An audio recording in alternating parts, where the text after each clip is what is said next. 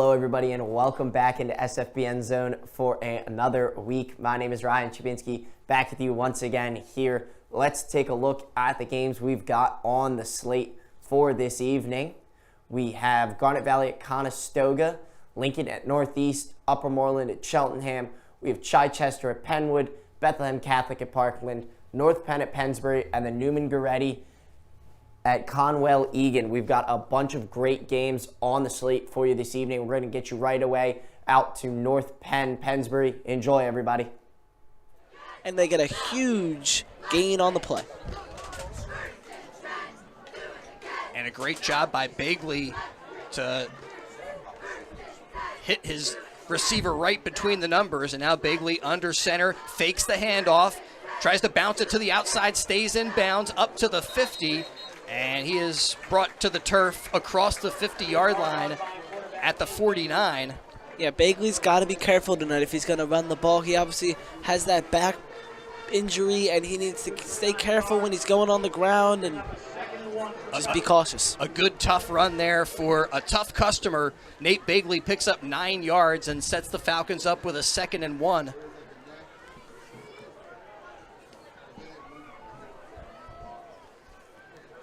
Second and 1 here. Falcons probably going to keep it on the ground. They do. Give it to Zerniak, and he pushes forward.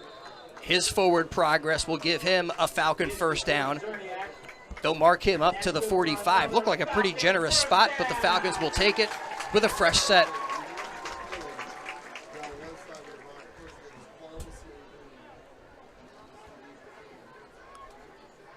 Falcon first down, and so far we've seen Jordan Zerniak with a few carries, Nate Bagley with a quarterback keeper, and when they needed a big gain, throw in the football to Walker Murray on this opening drive.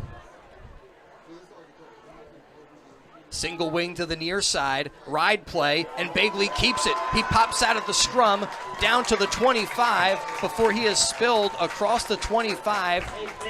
Bagley to the 22 for another Falcon first down. Another big run for Bagley.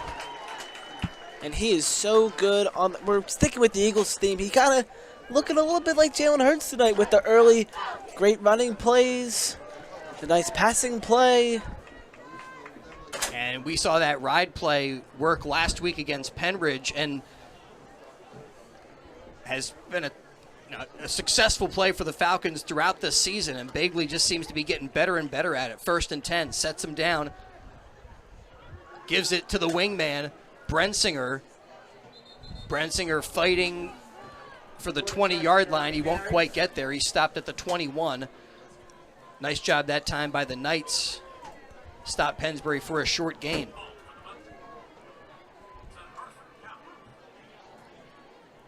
Clock now down under 8.5 to go, first quarter.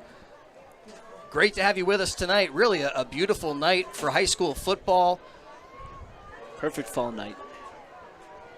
And still digging the brand new Falcon field as Bagley fakes the handoff, keeps it himself, tries to ride that to the outside, but he is eventually ridden down by Connor Adams. Adams, one of the team captains, sets the Falcons up in a 3rd and 8. Uh-oh. Brings up a 3rd down, 8 yards to go. Now, last time they had a 3rd and 8, they went to the air. Here, I think Coach Snyder maybe going to play it a little bit more conservative and try to make it a more manageable 4th down as Bagley sets him down, gives to Zerniak, and Zerniak pushes across the 20. He's down to the 19, and they're going to bring out Angelo Pereira. Zerniak has 4 rushes for 4 yards, averaging a flat 1 yard per run. He's just getting stuffed by that Knights defensive line. The Pennsbury place kicker out to try a 35-yard attempt, trying to cap off this opening drive of the Falcons, and with just under 7 minutes to go in the quarter, North Penn taking a timeout. And time to view the world through Jammer Doors and Windows, family owned and operated, a local business since Babe Ruth started playing for the Yankees in 1920, and today Jammer continues to swat home run sales, service, and installation of garage doors and openers, entry doors, patio doors, storm doors, and windows. Jammer Doors features Raynor garage doors, steel or aluminum, crafted for dependable, long-lasting service. Jammer Doors and Windows, they do their own work and install. They don't use subcontractors, and that saves you money. Avoid the big box stores. Save with Jammer Doors and Windows. Visit their showroom, 2850 Brunswick Pike. Yardley showroom open by appointment at 215-493-7709. Bagley will hold it. Angelo Pereira will kick it from the 25, and he's got the distance, but just a little bit off to the left. The kick is no good. We've seen him nail those in previous games. It looked like it had the height and the distance. It was a really strong kick, but he just missed wide. Yeah, one game he had a 227-yard field goals and a 35-yarder, but this time he cannot connect from that distance, and the Knights take over on downs. North Penn led by Aiden Eves, and one of their... After that missed field goal by Pennsbury, we're going to take you over to Garnet Valley Conestoga. Conestoga's driving with the ball here. Let's see if they can convert. Costigan and Newhall, the split backs. Again, the quarterback keeper. Trying to run off that block of Newhall, and Jags got him down, but not for a gain of 4, so 2nd and 6. Could be the first time you saw a quarterback draw the first 3 plays of the game, or quarterback keeper, whatever you want to call it. Bring up a 2nd and 5 for the Pioneers here.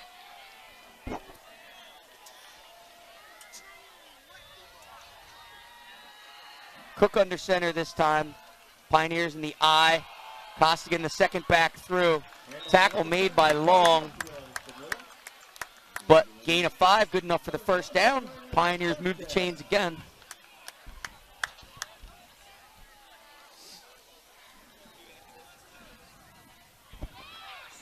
Yeah, I think, we mentioned it earlier. It's such a great night for a high school football game. A little chill in the air. Sitting in the away stands. Great night for this. Bring up a 1st and 10. Again, the Pioneers in the eye. Newhall, the fullback. Costigan, the setback. Give goes to Costigan this time. Again, short gain of about... All right. See what Conestoga has here after the first down and then the short run. It's usually the opening drive. You get the offensive just see here. out what the defense is doing. And see what if they elect to stay on the ground or if they'll go in the air. That's going to be the real question. Both teams. The ground game's been working for them so far in this game, so I would suspect that they'll probably try to keep it on the ground. Pioneers side of the field looking to send a man out wide. Drive. Cook in the shotgun. Newhall and Costigan, the split backs. 2 in the backfield. Again, the quarterback keeper. Blocker. They're going to run ahead. Boy's the safety for the Jaguars. Nice job to come up and decent chunk of yardage there. Cook after a short gain. It'll bring up for Garnet Valley. Let's look at the replay here. Or excuse me, for Conestoga, my apologies. Just again, the direct snap quarterback keeper, and he just it's a good safety. Runs right over to the side there, gets the blockers out in front, and is able to take advantage of it. Getting the play call from Conestoga's. We'll see what Conestoga draws up on this one here. 3rd and 4. So 3rd and 4 Pioneers. So they like to stay with the ground game again. I think they're going to. I think they're going to give it to the fullback there. Yes, they will. Trying to work their way up the outside. I think they're going to be a yard or 2 short there. Ball right at the 40-yard line. Going off the replay here. Again, just the handoff. Trying to get the blocker out in front. Couldn't really set the edge there too much for Conestoga. Looks like Garnet Valley was able to make a stop. Looks like Conestoga's going to stay out. Though. So they're going to try to draw Garnet Valley off sides, or are they going to go with the brotherly shove? I think they're going to try to draw them off sides. Cook looks, audibles, back under center. quarterback. No, they're keeper. going to try to run it. That's exactly what they try, the brotherly Depends where shove. they mark it, it's going to be close. Conestoga's pointing like they got it. I believe Garnet Valley's where pointing the other they're way. standing, it will be enough Let's for see the where first they down. mark They it. have to get just past the 38. That's got to be a Yep, first down. Again, trying that move that you see we the don't Eagles bring pull the off. sticks out in high school week football. in and I week forgot out. there. Doesn't happen. That was 93%. literally Looks like they right were. on the stick. Don't know if it's 6 inches short or 6 inches over, but Can't tell We're if not they gonna were. find I out. think Conestoga was least it's- successful in getting the first down. They were, He's getting so hurry they'll up stay with the ball. Jude Cook under center. Give goes to the fullback, Newhall. Plows forward. Get him about 2.5. Bring up second and call it 7.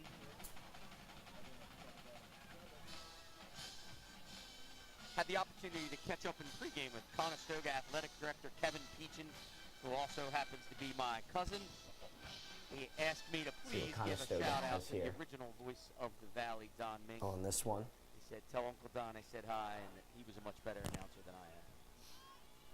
Second go, and boys. 7.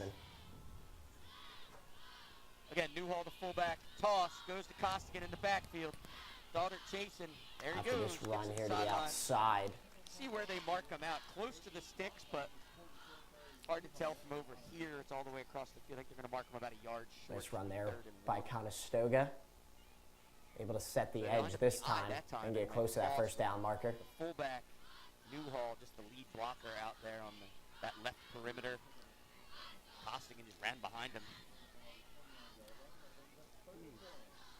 5 minutes and 54 seconds left on the clock already Yeah, here in so- the first quarter. Yeah, Jags have been on D this whole time. Pioneers. See if they stick on the ground. I don't 4 think we've yards to the seen cloud of dust. Conestoga That's what it's been. with a pass on this They've won possession so 3rd far. down on every set of downs. Keeper again, Cook again, he'll get it. Again, they just try to run it right Needed up the about middle. 3, needed 1, got Looks like 3. they'll have enough for a first They'll do down. 1st and 10 Pioneers at the Jaguar 26 Moving the yard chains line. on that one. See Coach Diamond, Matt Diamond for the Pioneers. He's talking to Cook. Cook runs over and gets the play call from him in between each play. But the game plan early in this has worked for the Pioneers. They've methodically marched the ball as it is now down to the Jaguar 26-yard line. Haven't thrown the ball yet. Cook under center. Fake Oh, play Conestoga's action. going to go to the air this Throw the time. ball They throw it to the Newhall out outside. backfield. Complete. Big gain down to about the See where they mark 10-yard him. line. Just Eventually about brought down by to 10. Number 19, Luke O'Donoghue. They're going to of put him the right at the Jaguars. 10. Not before gain of 16. Another first down. First time we've seen Conestoga throw Mentioned they hadn't on this thrown the ball drive. yet. On the Big outside there, just a A good pitch and catch there. quick screen pass Right up and the able flat. to Newhall's find their able way to take down it, there. 16, get out of bounds. Ball on the exactly the 10-yard line. see what Conestoga has here in the So red no zone. chance for a first down here. First and goal. Cook the keeper Good look to go following back to the Newhall. ground game here. Blockers out in front. Gain of On the about design quarterback keeper. 3. They say he was tackled inbounds forward progress, so the clock will wind to give him progress to the 6. So it'll be second and goal Pioneers his from way the Jaguars' down. 6-yard line.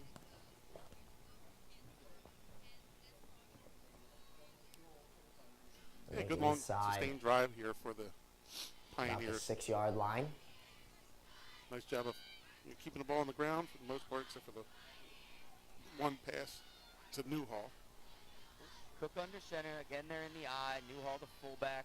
Costigan. Give goes to Costigan. Following. There's another run Again, from Conestoga there. touchdown. Bounced their way. Costigan. Tommy Costigan. Halfback for the Pioneers. So They're going to say he was short with of the end 4 zone. minutes and 24 seconds remaining here in this first quarter. Pioneers. Looks like he might have just gotten Score over first. the plane, but it looks like they're going to say he was down just short. Number 88. Oh, no, Jack correction. They are going to say he got Steigerwald, in. the So kicker. they are going to set up for the field goal. Pioneers. On to attempt the extra point. Good snap. Conestoga good field goal hold, is kick. good.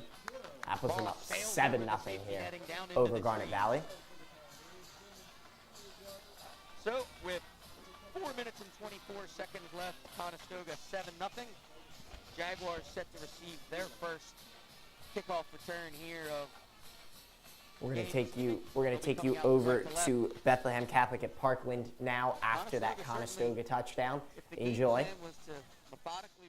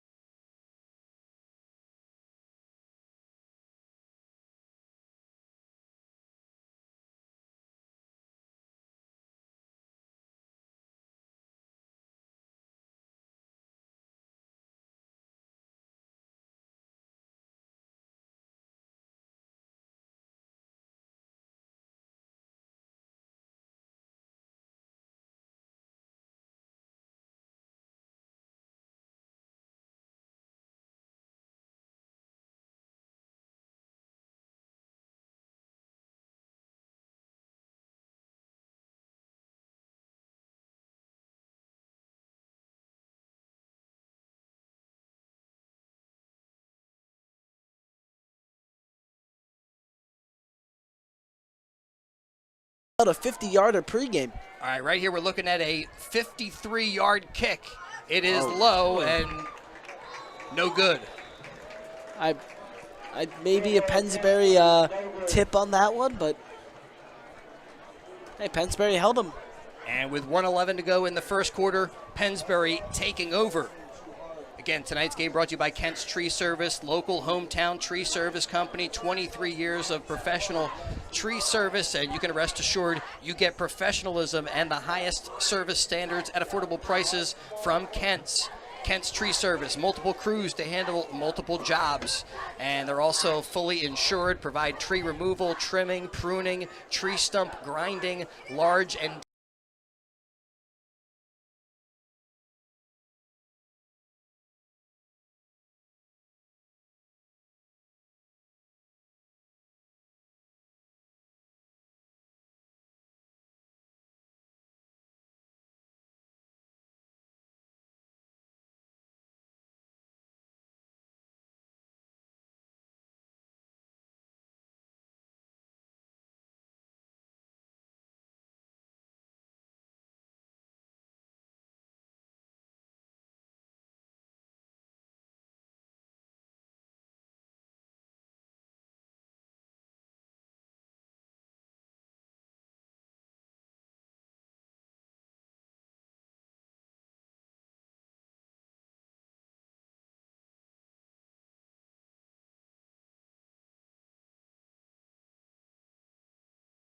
And finally, they bring Nate Begley down. Another explosive play for the Pennsbury quarterback. A first down and more. Yeah, another, as you said, another explosive play for Begley as he has got some blocks, found some holes, jumped over a few. He's jumped over a defender.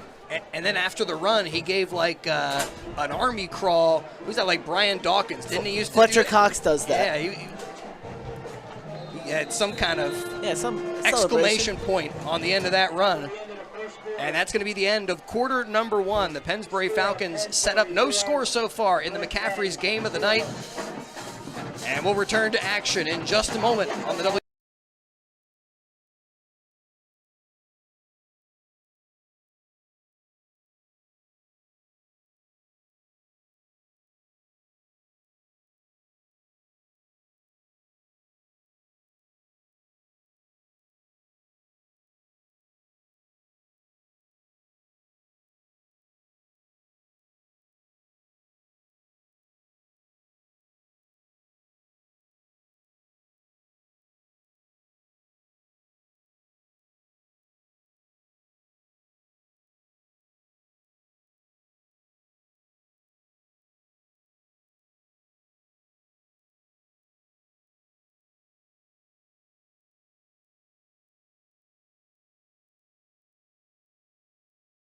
And good field position. We have a little double band action going here. The Eagles pep band, the Pennsbury. Handoff. And That's the Eagles Zerniak drum to the line. 25. Zerniak with a burst. Nearly broke that one for a little bit more. Picks up 5, second and 5 Yeah, for the my eyes Falcons. are sort of redirecting to where you called the last two.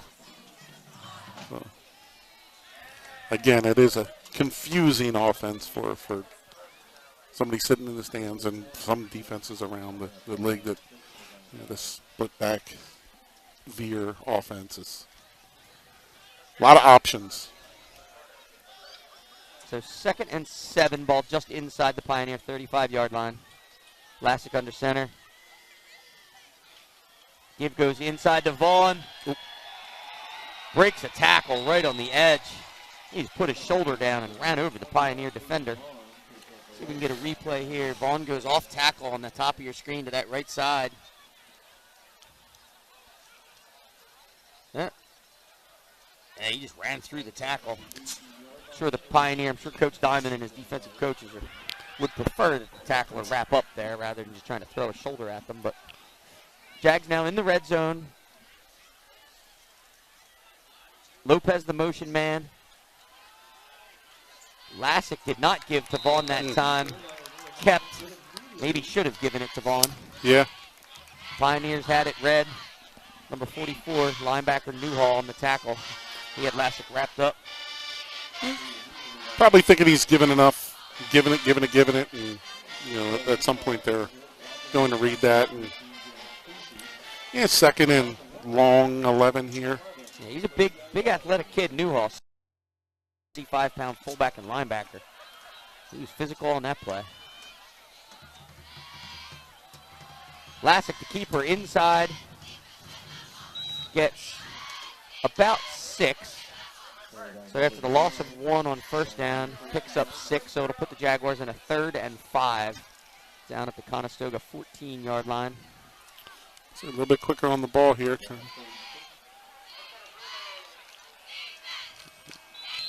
And they do not get the playoff before the end of the quarter. So 2 running teams.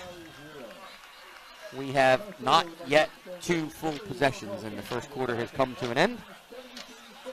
So I want to thank our game sponsors for this week. It's our first opportunity. There's been so little down. Puts the Falcons on the scoreboard first tonight.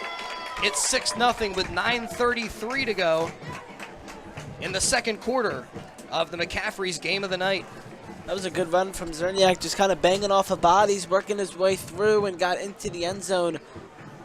And it's the 2nd touchdown for Pennsbury on this new Falcon field in the 4 games here, or 3 games here. And a great touchdown run for Zerniak as Angelo Pereira puts that through the uprights. We come back up the field with the score 7-0. Falcons in front in the McCaffrey's game of the night. And Zerniak, he really helped the Falcons get down the field with some nice 5-yard runs.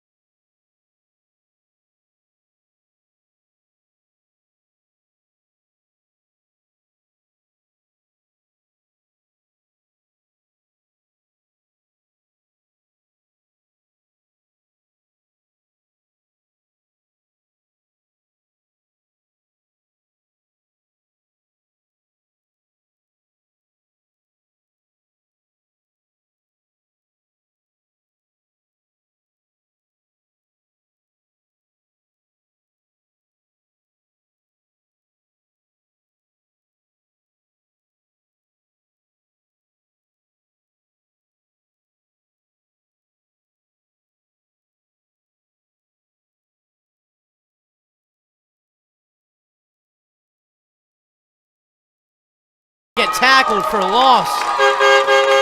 Out to the 4-yard line. A 3-yard tackle for loss. Smalley trying to take it himself.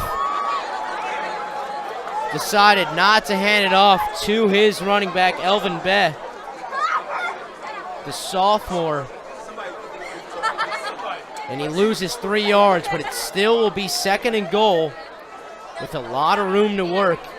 And you gotta imagine it might be 4-down territory for Lincoln all night, as they have a lot of trust in their quarterback. Smalley in the backfield by himself in the shotgun, looking out left. That one gets tipped up in the air at the line. His pass looking for a slant to Rolling Davis, who caught the touchdown on the first possession, but it gets batted up in the air. Couldn't tell if it was off the helmet or a hand of the Northeast defensive line, but nonetheless, a great play to make it a 3rd and goal. Good. Was trying to make a statement in this game tonight with how they're attacking using this rushing attack. As you cannot commit just to Tremba, because Spang has shown the ability to run off that pool on that play, and it holds the defense just enough to where they can't load up on Tremba. Aiden Gallagher with the extra point attempt for Parkland.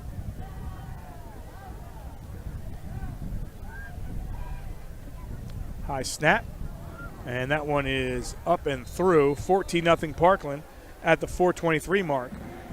And Matt, you were talking about, you can't, you have other options when you do that. I mean, Spang's numbers, we talked about it, right? 1,058 through the air. Trey Tremba, 1,068 on the ground. And that's fantastic balance when you look at it, yes. Fantastic balance. Let me throw you another one. Spang, 13 passing touchdowns. Tremba, 16 rushing touchdowns. And that's a lot of points. You're scoring a lot of points. But, yeah, just creating that balance. We have yet to see T.J. Lawrence, their other running back, the freshman in the game, but he has 26 carries on his own. Tremba, coming into this game, had 96 carries. So combined, they're over 120. But then when you look at the passes. Realized he was in or not. 2 officials now have indicated that Vaughn was, in fact, across the goal line. It was close. He got brought down right about the goal line, but they said the ball broke the plane. 7-6. He didn't score on that one. He scored on the previous one. So Snap coming from Downey. Nolan Carroll, the holder. Kai Lopez, the place kicker. High snap put down by Carroll. Kick is no good. So that's 2 weeks in a row now for the Jags that they've missed their first extra point. To put them in a spot where they're trailing. And I know, having spent most of the week on the practice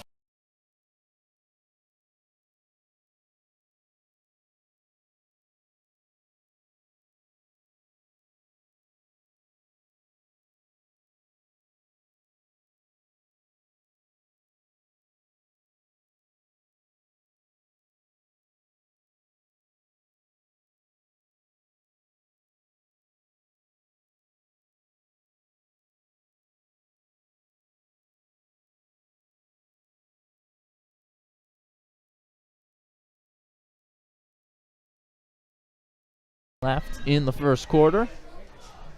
Picks up a yard on the play down to 11. Second down and 9. So a 2nd and 9 here at the 10-yard line.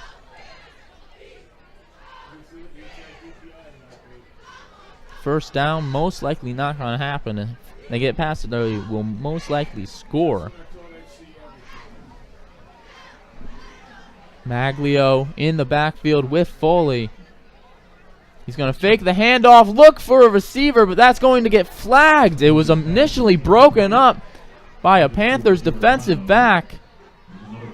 And again, they cannot believe the call.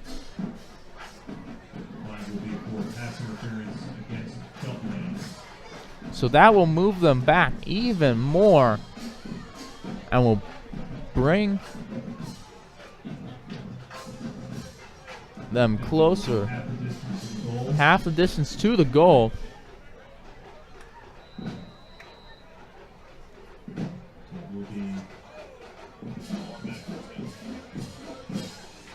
So now bunch formation here. One wide receiver to the left. Maglio behind Foley in the pistol. Faking the handoff. He has to scramble to the right. And that pass is incomplete. Wishing he got an interception there.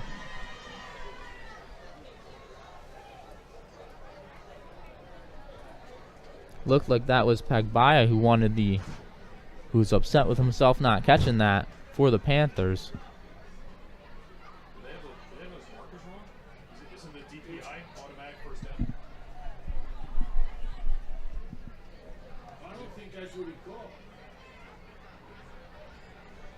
Shotgun formation here. Empty backfield. Elijah Davis was lined up. He motions outside. Drop backs, backing up, backpedaling, but topped into the air by a defensive lineman. That could have been very dangerous.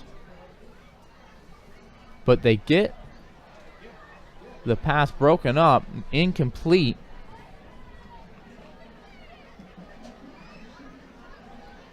And they'll run over to the sideline. 4th down coming up. 4th and goal. Well, 4th and about 3. If they get to the 1 yard line, they will get a 1st down.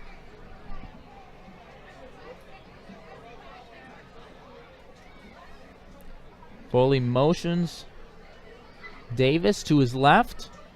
They're going to pass again. Immediately kicks out to Davis on the left side. He's racing to the sideline. Did he get enough? He was knocked out at about the 2 yard line. We'll see where they spot him. But Cheltenham's defense looks like they're celebrating. They will not get the 1st down. That will be a turnover on down. So the Panthers get the stop on what looked like could have been a great opportunity there for some points for Upper Moreland. They will, however, have to start their drive backed up in their own end zone. Ingram still in at quarterback. Motions in Higginbotham. They're going to hand it off to him. Not getting very far away from the line of scrimmage. After the goal line stand by Cheltenham to stop Upper Moreland, we're going to get you back out to Garnet Valley, Conestoga. Conestoga back with the ball, leading by 1. It's a 7-6 game. Enjoy, everybody. Can't do that? You cannot do that. We have a first appearance of ski goggles here in the fall, sort of celebrating the Phillies' win from last night. I guess he came right here from the bank, and don't know if there's going to be any champagne celebrations here. I know it was a ski goggle night for the visiting Jaguars and their Jag Nation faithful. I know that was the theme, but anyway, the illegal procedure penalty backs the Pioneers up 2nd and 15 now from their own 26-yard line. Newhall the single back. Cook throws complete to number 18, Kesey. And I guess the you look over there at the Jag student section, it looked like the threat of the cold weather, because it is quote-unquote ski night, kept everybody at home, the comfy confines of their own home, watching this on the broadcast here. We thank them, but wish they were out here. Gain of 6 for the Pioneers on the completion to Kesey. So it brings up a 3rd and 9 ball at the 32-yard line. They go empty, trips to the bottom of your top of your screen. He throws underneath screen to Jonah Brown, complete, all kinds of room. And there he goes, off to the races. Eventually brought down by number 1, Kai Lopez, but not before a huge gain for the Pioneers. We'll put them down inside the Jaguar red zone. Ball down at the 16-yard line.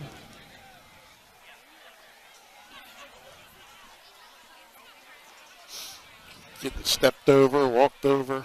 This is fun. Yeah, I need crowd control. We need security. Back to the eye for the Pioneers. Cook gives to the second back through Costigan. Jags read that well. Nowhere to go. No gain. Ball still on the 17-yard line. 2nd and 10. Yeah, you just look back that prior play. The screen was set up perfect, blocked perfect. Pioneers did a really nice job of executing on that play. It's a play that you don't often see in the high school game here. But when it works, it's definitely looks good. Set up perfect. Execution was perfect, and he had the blocking. Gave him a nice alley up inside, and then he was just off to the races. He showed his speed. Keeper with Cook. Tripped up by number 47, junior linebacker Chase Britton. Gain of about 2. Puts the ball to the 15-yard line. We'll bring up 3rd and 8 for the Pioneers. We are down to 4 minutes and 7 seconds already left in the first half. So this is the 3rd possession of the game. For those of you who stepped away from your TV to grab a bite to eat or you missed the whole first half. Blink and you missed it. Pioneers in the eye. Number 3, Jankowski split to the bottom of your screen. Newhall and Costigan. Play action to Costigan. He's being chased by Romanello. Throws. Caught. Number 17. Touchdown Pioneers. Landon Ross. The senior tight end for the Pioneers. You can see they ran play action to Costigan. See if we can get a replay here. You can see Cook gives the play action to Costigan. He's got Romanello chasing. It's a good throw inside, and you can see number 3, Boyce, lost his footing. It's a really nice job by the Pioneers. Good long drive, and extra point forthcoming from Steigerwald here. Good snap, good hold. Kick is good. So with 3 minutes and 40 seconds remaining here in the first half, score now, Conestoga. After that Conestoga score, it makes it a 14-6 game there. We're going to take you out to Bethlehem Catholic Parkland, where Parkland is up 14-0. Enjoy, everybody. McCaffrey's game of the night on WBCB. The pace with which the Falcon offense moves, you're going to need an explosive play. North Penn just had an extra man on the field that just ran off the field. The ref kind of just stopped the play before it was ran so North Penn could get their guy off. Hand off to Zerniak. He's got a yard.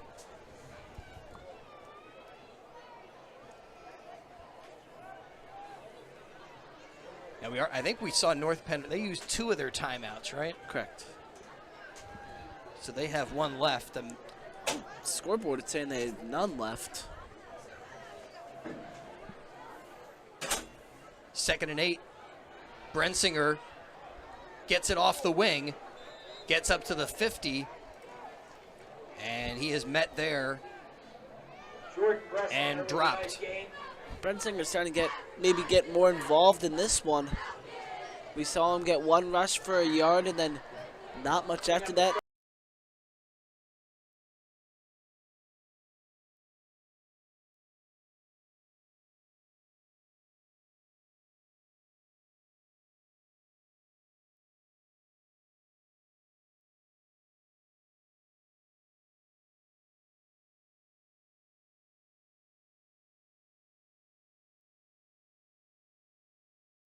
Now. That credit on that run goes to the offensive line on that. They did a great job blocking on that play. First and goal.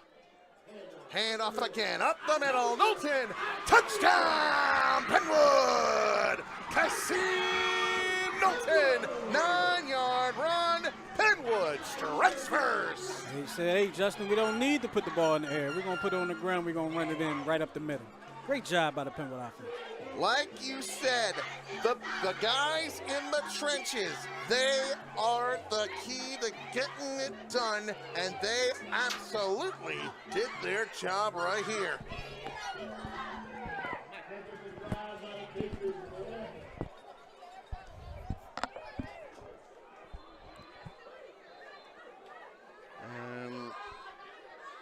Play blown dead. Timeout here by Penwood. That's their second. Rich Fisher would be saying at this point. Dead ball, delay of the game against the Saints. Rich is never at a loss for words in situations like this. A 5-yard penalty. Another penalty. What? Of Conwell-Egan, 2nd and 16. Start the clock back up. Come on, boys! For the Saints. It was a delay of game.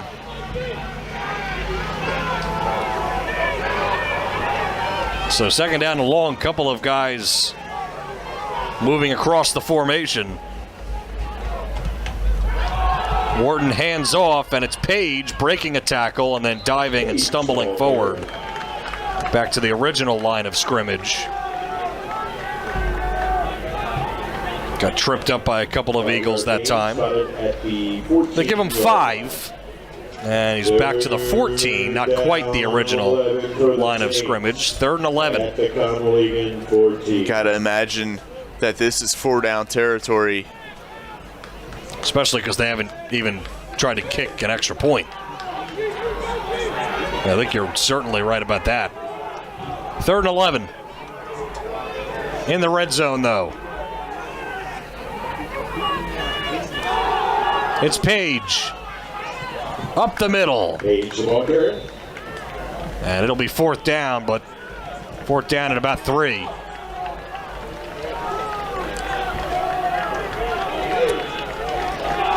I'm not really sure about the spot they gave him. It looks like it's 4th and 4. I thought he picked up more yardage than that. 4th down at about 4. You could hear the Conwell-Egan bench down there. Wharton gets them set up. Egan looking for another stop. Page the setback. Wharton hands it off. Page up the middle. I don't think he got it. He does not have it. Egan with away for the Pennsbury Falcons. So much for that drive from North Penn. And with 1:13 to go, the Falcons with an opportunity to get creative, use some timeouts, and kind of keep to what works on their offensive side of the football, right? Like one of these runs with Zerniak, who pushes down close to the 15-yard line. They have 3 timeouts, a minute and 5 seconds to do whatever they need. Yeah, but as that clock ticks down, we're now under the 1-minute mark. Ball on the North Penn 16-yard line. Ball at the 16.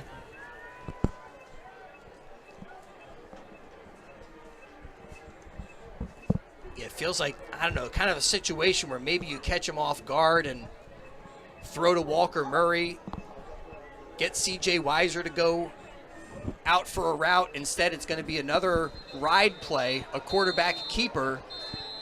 Bagley on the carry. And Bagley across the 15. The Falcons take a timeout. Timeout, Pennsbury. So timeout, 3rd and 5 coming up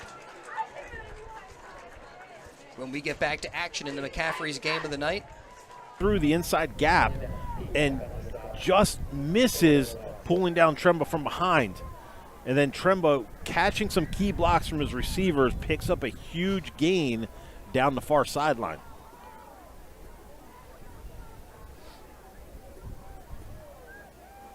Freedom leading Easton by a score of 6-0. Winston Hornick is covering that game for us, D11sports.com.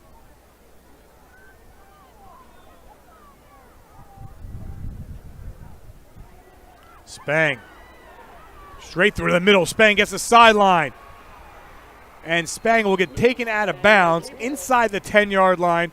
A Stu's Tire 1st down and 1st and goal for the Trojans. And clearly a design pass play because Spang looking to deliver the ball. He gets them up in the air, pulls it down, and then he takes off. Although I stand corrected, I think that might have been a running play as Russell Clark, 54, was at least 7 yards downfield before Spang even got there. So that sets them up first and goal from the 7-yard line. And just as you say, first and goal, they'll call it from the 8. And Tremba's got his second touchdown of the night from 8 yards. And that time, Tremba shows a lot of patience running behind his offensive line and just picking and choosing where he wants to go. He's not hitting full speed until he bursts to get north-south. He's just patient, waiting, sees his guys engage, and then just bursts north-south into the end zone for that 8-yard touchdown. So far we're seeing a lot of the rushing attack from Parkland. Have not really gotten Connor Johns, Jendo Sanchez into the action from the receiving spot. Look to see if they do that on their next offensive drive. Extra point, and that one was blocked. I'm not sure who got in on that one. I believe it was 65, yes. So the block on a play by Frederick Mew, a senior. They hand it off. Bagley holds onto it, cuts it upfield, and goes into the end zone for a Pennsbury Falcon touchdown. A 4-yard touchdown run for Bagley, his second of the night. And the Falcons capitalize on the Noah Rice interception. And somebody didn't start the clock, right? Wasn't that 20? They put more time up on the clock or something? Yeah, no, nobody started the clock. I started the clock on my end. There should be 14 seconds on the clock, but there's 20. And now I think they're going to make that adjustment maybe. No, I don't know. They were gesturing up here to the box, but a 4-yard touchdown run for Nate Bagley, and now Bagley will set it down for Pereira, who tries to add one more. The kick is low and is good, just over the upright. They need to mic up these referees again, like they did the first game here. We come back up the field with the score 21-7. And yeah, 15 seconds now on the third quarter clock. So they did make a 5-second adjustment.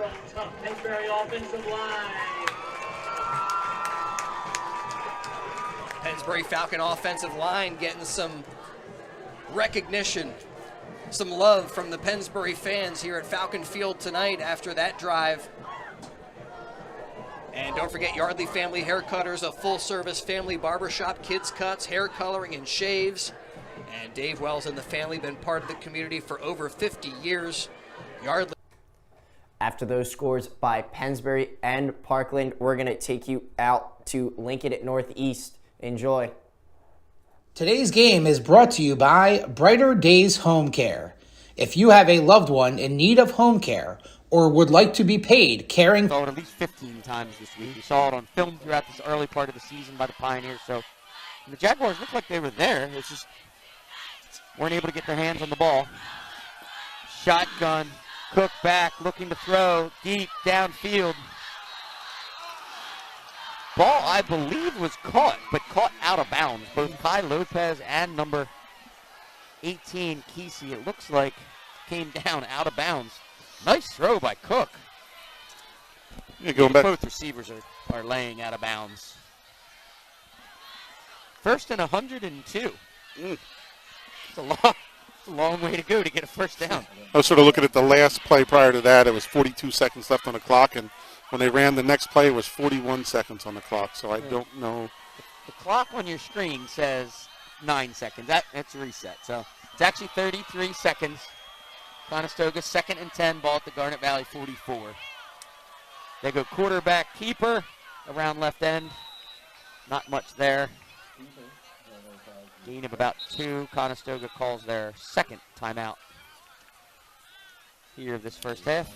Yeah, I said go back to 3 plays ago that there was 42 seconds on the clock, and that the sort of lateral pass to the down the receiver took all of 1 second based on the clock on the field, which is interesting.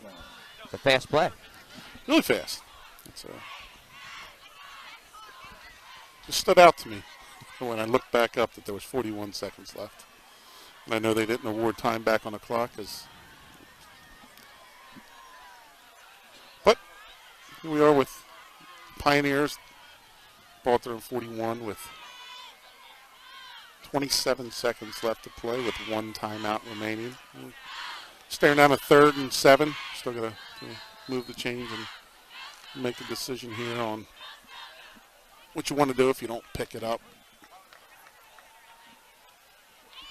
Yeah, this is one of those dicey situations as an offensive play call. You want to be aggressive, but you don't want to put your quarterback in a situation where you have him standing in the pocket too long. Drops back, throws deep. Ball well overthrown. Closest man to the ball was Jaguar safety number 19, O'Donohue. Also in coverage number 9, Lassick. Yeah, good job by Tyler. Sort of getting his body in front and just slowing his progress of the ball down a little bit to force the receiver to run up his back. And, you know, I know that being a receivers coach for many years here, that something we talk about to the wide receivers is just try to get around as best as you can without interfering. But it is tough when you got a really good defensive back like Tyler. So the lack of time remaining here probably makes this decision easy for the Pioneers. If they don't get it here, the Jaguars will have only about 15 seconds remaining. They throw the screen to Newhall. He's got a blocker out in front. He will not get the first down. The Jaguars tackle him right at the 35-yard line. And as I mentioned, with 14 seconds remaining in the first half, Jaguars will take over on their own 35-yard line. And Rob, you've talked a little bit about the game plan and the play call, and you'd think that they'd have a couple of these plays that they know that they're going for that they really like. The last time they just tried to run it right up the middle. Page, the tailback, and they're doing the same thing, but Page this time is able to get in. Just a run out of the pistol formation. And that makes it 20-14. Take a break. Complete. Ball was tipped. It was looking for Cardavassa. And Cardavassa was pleading Coach Ward to go for this again. I'm not quite sure if this wasn't tipped, that's what sent it high maybe. Yeah, may have gotten a finger on it just to throw it a little bit high, but it was Reed Andrush, number 28. He's the one that was in the way in that throwing lane, but Cardavassa was pleading to go for it on 4th down, but I think this time it's a little bit too deep. Coach Boyd and Coach Van Wyk are talking, and you got some things up your sleeve here and see what they come up with. And this looks like the last play of the first half.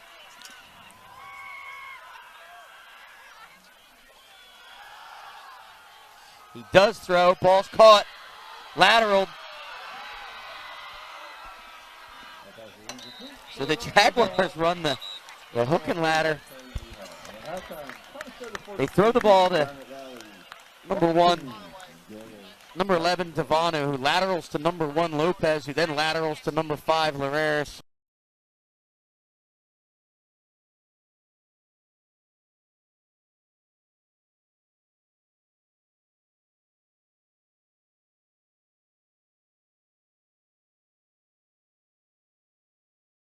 Just bulldozing over the runner. Panthers playing with a little bit of swagger here. Have the early lead.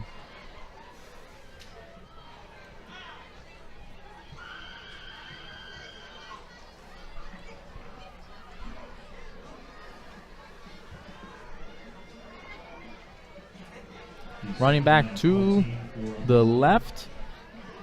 That's Maglio.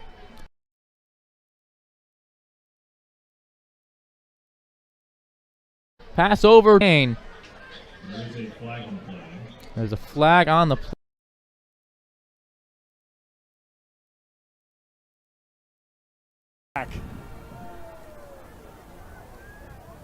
I'm counting at least 21. Is that what it is? At least 21 floats is that are set up right now. Is that the over-under? That's the over-under. Over-under? Okay.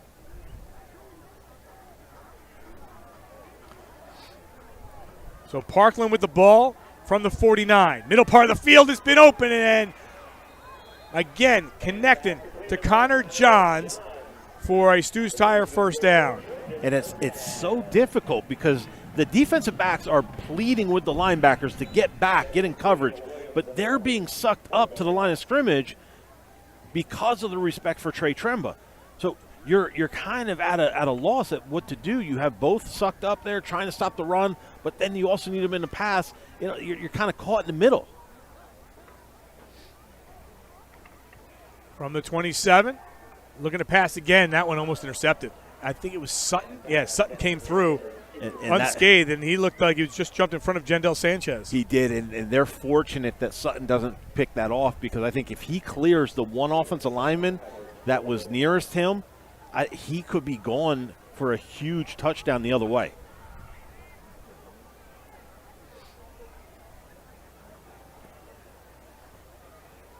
They'll bring up a second down. From the 27, they'll go back to the ground in Tremba. Tremba gains a few before he gets tripped up on the play. First guy in there was Colin Peacock. And that's going to bring up an interesting third down. You're right at the gray area.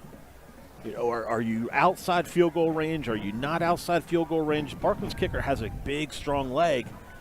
But I think this is 2-down territory. I think you're trying to pick this up on 2 downs to pick up the first down. Well, here's Tremba trying to spin through and get a little closer. He gets down to about the 20, Matt. 20. It looks 20 like maybe 3 yards, maybe 4. 4th and 4. I mean, you're definitely not punting. So now first down on the 25 for Lincoln. Smalley been airing it out all first half. Decides to hand it off here. Excuse me, he tucks it and runs with it, and he's going to get another 10-yard gain. He had me convinced that he handed it off to his running back, Elvin Beh. A great read option there by Smalley, and he tucks it and runs, and once again picking up another first down.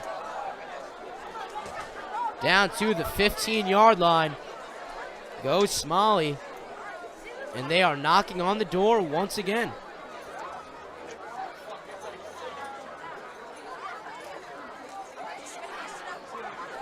Both sides of the ball really showing what they're about for Lincoln tonight. Really helps when the offense is pushing down the field for a long time, because then the defense gets well rested. So now Northeast offense comes out flat. A well-rested Lincoln defense. Just not a handoff here for Lincoln. Down to the near side, gets tackled right around the 10-yard line. It was a run by number 2 there, Zion Burdell, who, if you remember, in the first quarter had that catch down to the 1-yard line for Lincoln on the deep ball from Smalley. And he takes it down to just in between the 10 and 9-yard line. It's going to be a second and about 4 or 5. Second and 4 on the 9-yard line for Lincoln. A lot of options here for Lincoln's offense. As you can see, they don't just have one guy that they love to go to. They really love spacing it out and showing everybody love on this offense. Lincoln handing it off to Rolling Davis. Number 13, Rolling Davis, out to the far side into the end zone for his 3rd touchdown of the game. Rolling Davis, have a night, my friend. 2 receiving touchdowns and now 1 rushing touchdown on the jet sweep. And here we have a replay. He was in the backfield just to the left of Smalley, going out to the far side, and goes into the end zone untouched. What a start for the Lincoln offense, and what a start for Rolling Davis. And that makes it 24-0 with the PAT coming up. And that is up and good by who other than Gabe Smalley, the quarterback / kicker. And it makes it 25-0. Lincoln on top. And the home crowd of Northeast absolutely stunned so far on their senior night. 6:23 to go in this second quarter. And the away team Lincoln is up big over Northeast. Let's get you over to Bethlehem Catholic Parkland. Parkland has a big lead in that game. But you can't just wait for the ball. You have to stop and go attack the ball. Now they go on the ground, Sutton, and Sutton is going to be taken down in the play by Beidelman.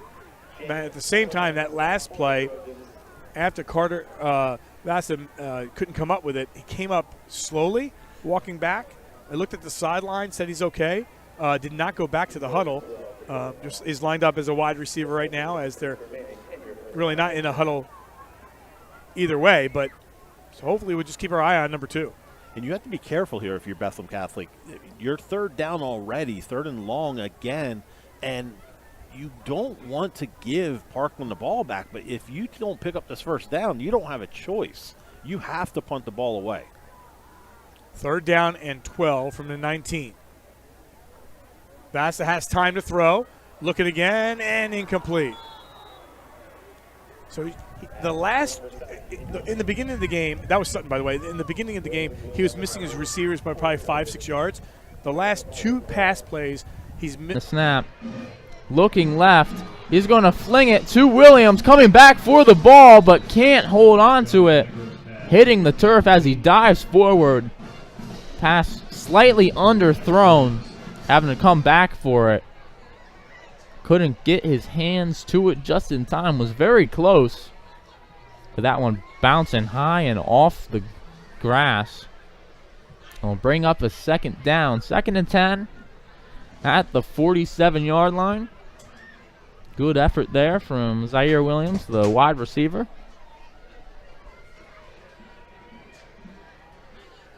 Shotgun again. And there's a flag before the play can even get off. Lots of penalties here tonight. False start against the Panthers. That'll be a false start against the Panthers. 5-yard penalty. So make it a 2nd and 15. And right now, Northeast not able to get anything on the ground or through the air.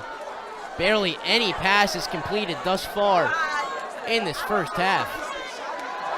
Here's a pass play coming up in the flat. It is incomplete, intended for Jair once again. Jair Green, the intended receiver. And it looks like Lamont Brown just short-armed it a little bit in the flat. And once again, barely any time taken off the clock. And they face a 3rd and 12. It continues to be all Lincoln thus far.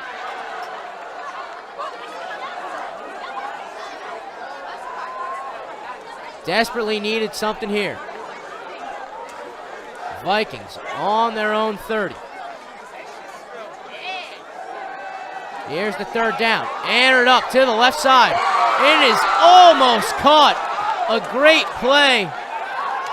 It looks like it was Cotton once again for Lincoln, making a play.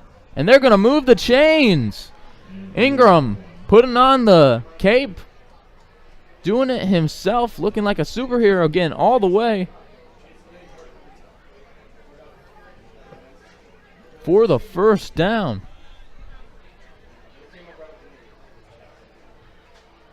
Multiple times Ingram has been able to use his legs as he hands off to Higginbotham. And yet another flag thrown. You'd think the refs have a quota to reach tonight with how many they've thrown.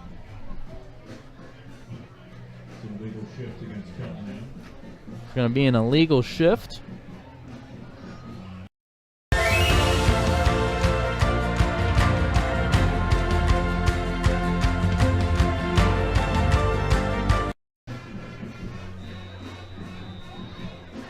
First down and 15 for the Panthers. So 1st and 15 now.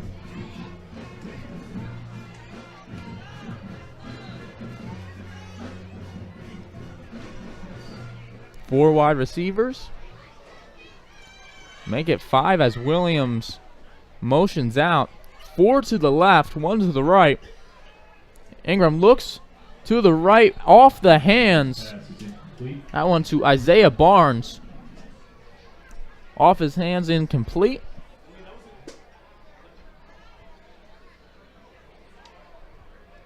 Second down and 15.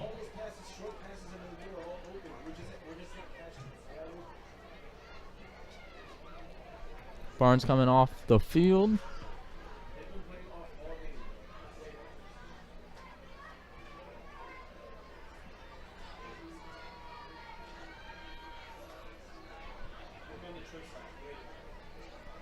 Three wide receivers to the left. Ingram going to look right, however, and finds his man.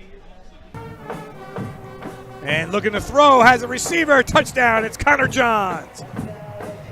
20 yards, Parkland adds 6 more. Yeah, that showed a lot of patience in Luke's bank because he was about to take off and run, but he kept his eyes downfield. The pocket begins to collapse around him with the pressure there, and then he steps up and sees Johns coming from his right side. And at first I thought he didn't have enough on it, but that ball got there, and Connor Johns makes a great catch to get that touchdown for Parkland.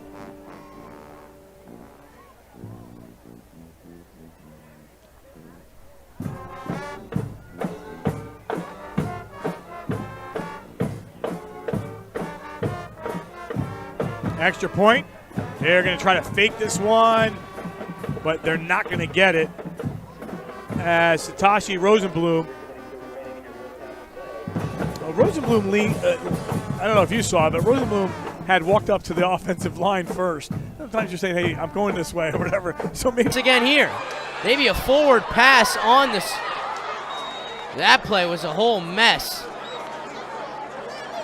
Looked like the holder, Nathaniel Rivera, wasn't able to get the snap down and then just ran with it, but they weren't able to get any success on the breakaway play.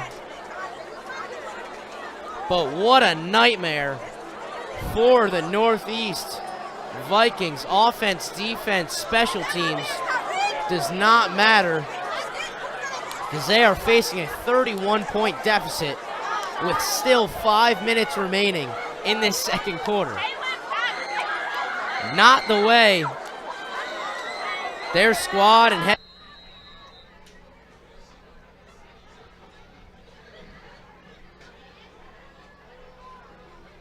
Second down and 15. Yeah, second 15. Ingram wrapped up, trying to get the ball away, but he's going to get sacked. Back at the 40-yard line. Sacked at the 40-yard line.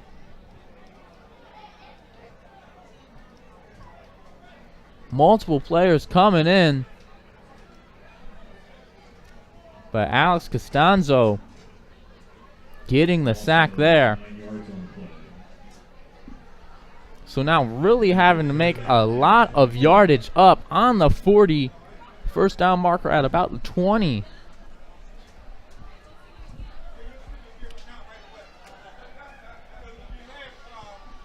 Third and 24.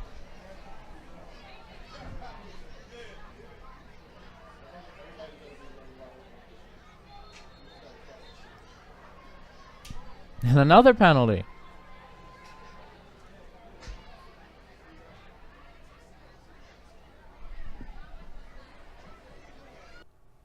Alrighty, everybody, as not all the games have gone to halftime, but some of the games have gone to halftime, so we're going to provide you with a quick score update, and then we'll be right back with you in just a few minutes.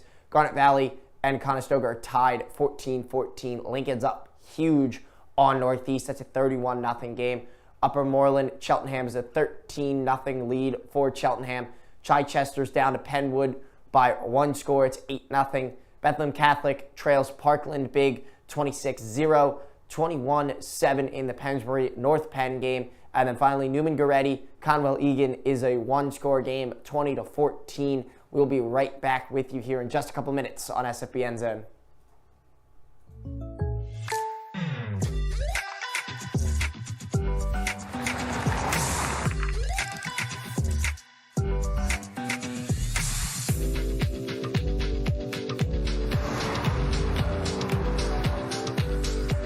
For your surprisingly great rates, contact your local State Farm agent today. If you want the real deal, call Call State Farm agent Eldion Padulary in Feasterville, Trevose today. Like a good neighbor, State Farm is there. Hi, I'm Tommy Green, former pitcher for the Philadelphia Phillies. When I was in high school, it was very important to me to show scouts what I could do. My friends at Payroll Service Solutions are huge supporters of high school sports and the Sports Fan Base Network. If you're a small to medium-sized business in need of a payroll company, contact Payroll Service Solutions. Not only will they take care of you, they will continue to support the community. For more information, contact Payroll Service Solutions at 215-624-0922 or 866-PAY-EASY. When disaster strikes, we restore order and your peace of mind. Roberts & Gamble, your #1 source for storm damage cleanup and property restoration. Licensed and fully insured, serving central New Jersey and eastern Pennsylvania since 2010. Hi, I'm Marty Bystrom, former pitcher for the Philadelphia Phillies. In my experience in Major League Baseball, I know how important it is for high school athletes to gain exposure. My friends at Payroll Service Solutions are huge supporters of high school sports and the Sports Fan Base Network. If you are a small to medium-sized business in need of a payroll company, contact Payroll Service Solutions. Not only will they take care of you, they will continue to support the community. For more information, contact Payroll Service Solutions at 215-624-0922 or 866-PAY-EASY.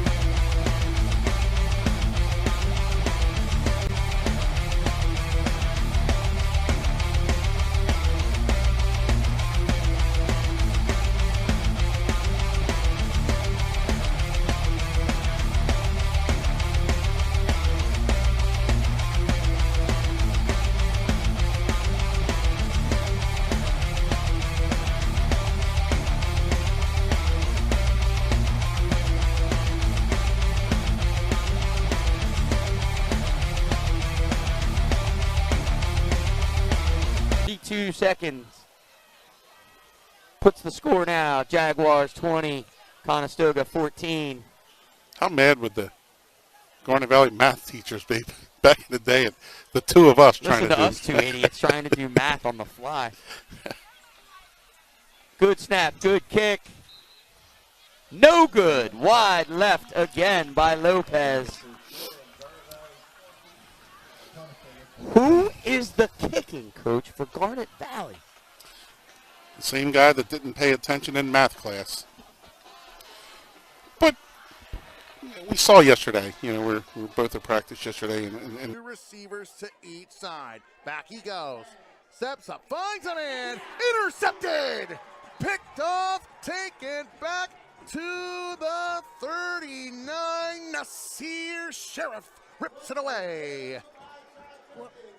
Wow, that was a great play, and Penwood with the interceptions going to move them up from where they would have been if they got a stop there. Wow, the defense definitely got saved there, and it ends up to an interception, and Penwood will get the ball right back. Excellent work there by the Penwood defense.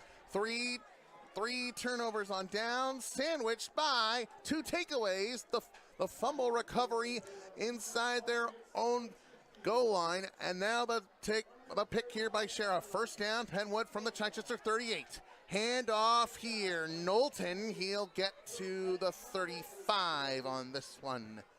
Yeah, got a little bit of yards, and it looks like a Chichester player is down. Indeed, a Chichester player is down. Looks like number. Yep, that's number 4. Khalif Best. He was a big part of the running game, and now he's down. It's problem when you're a big piece of an offense. McMillan about the same thing. It just seems that every single time it ends up on, whenever there's a ball like that, it ends up on directly on a 30, 40, 45, 50. Cook gives, keeps. Good play action. Good fake inside. Ball, gain of about 6. Ball up to the 36-yard line of the Pioneers. Tommy Costigan checks in for the Pioneers. Seems like there's been a Costigan for a long time. A lot of years here at Conestoga. Again, Lassick, O'Donohue, Carroll, and Lopez, the defensive backs for the Jaguars. Romanello and Britton, the 2 middle linebackers. Give goes to Costa. Have 3 yards for the Pioneers here.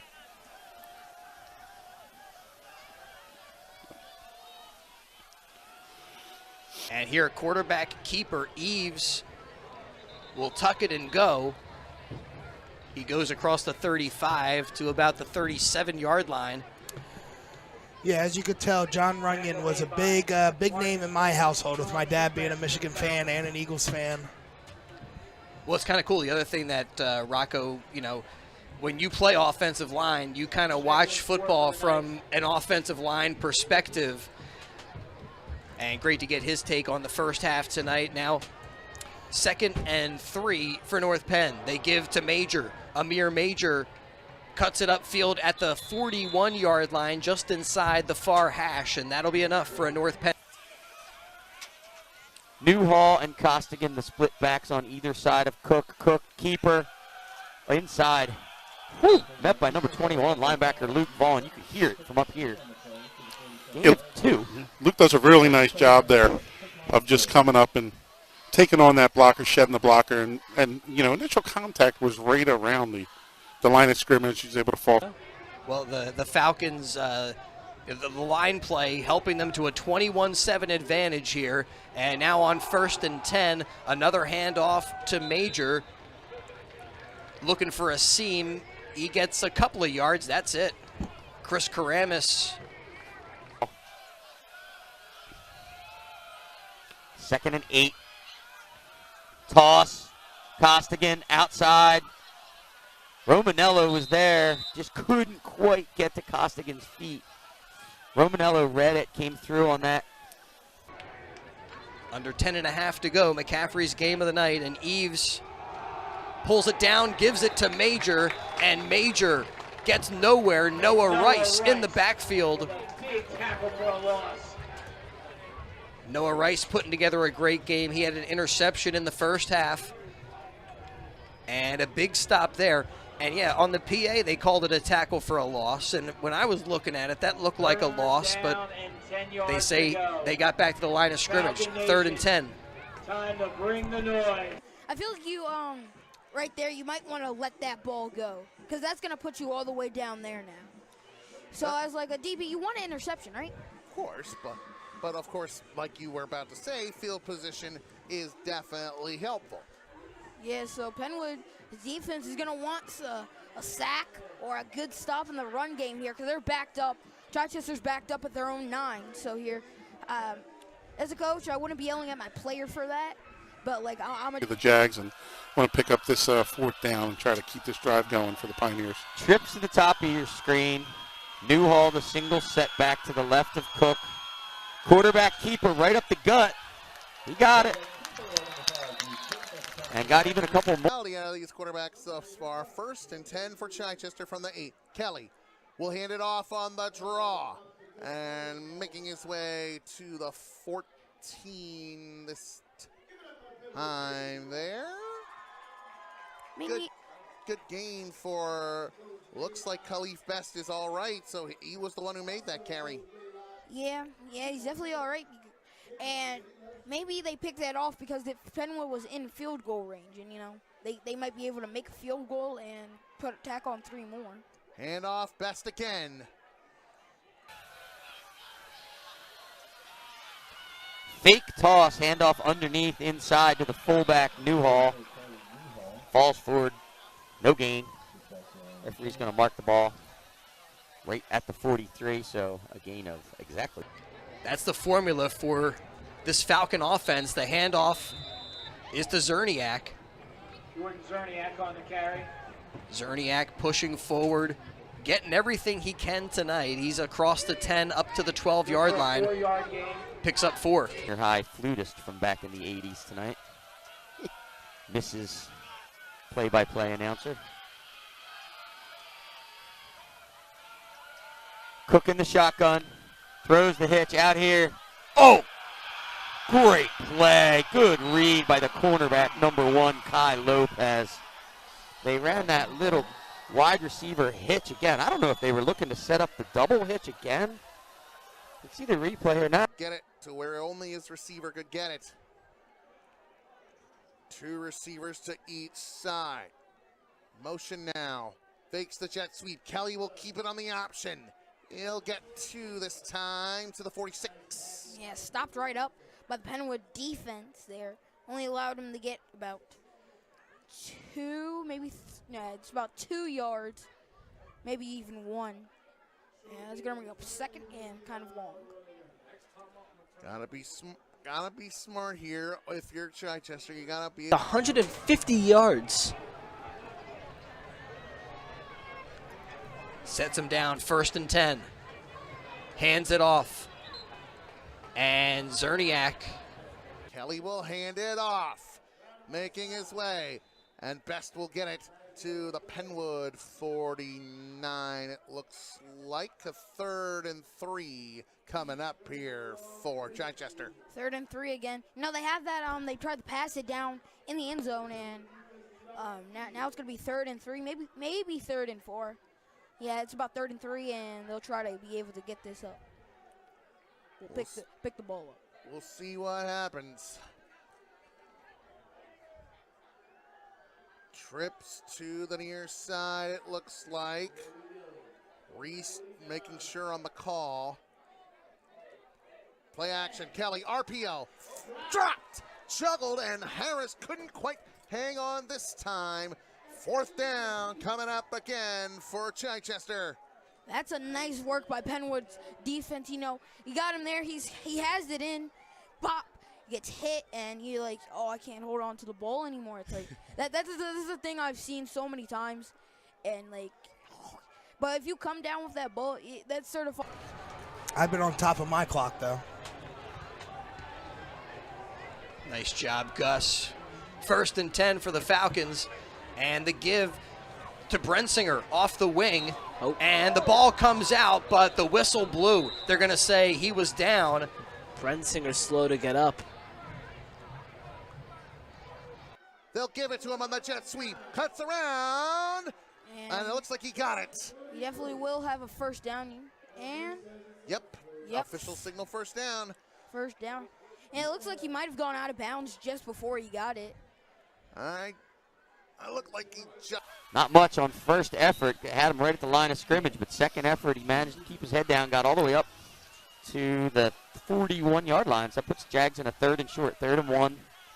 You would certainly think outside their own 40, this is 2 downs to pick up the yard territory. Yeah, you just want to get in this. You know, you might see the try to get them, draw them off sides here.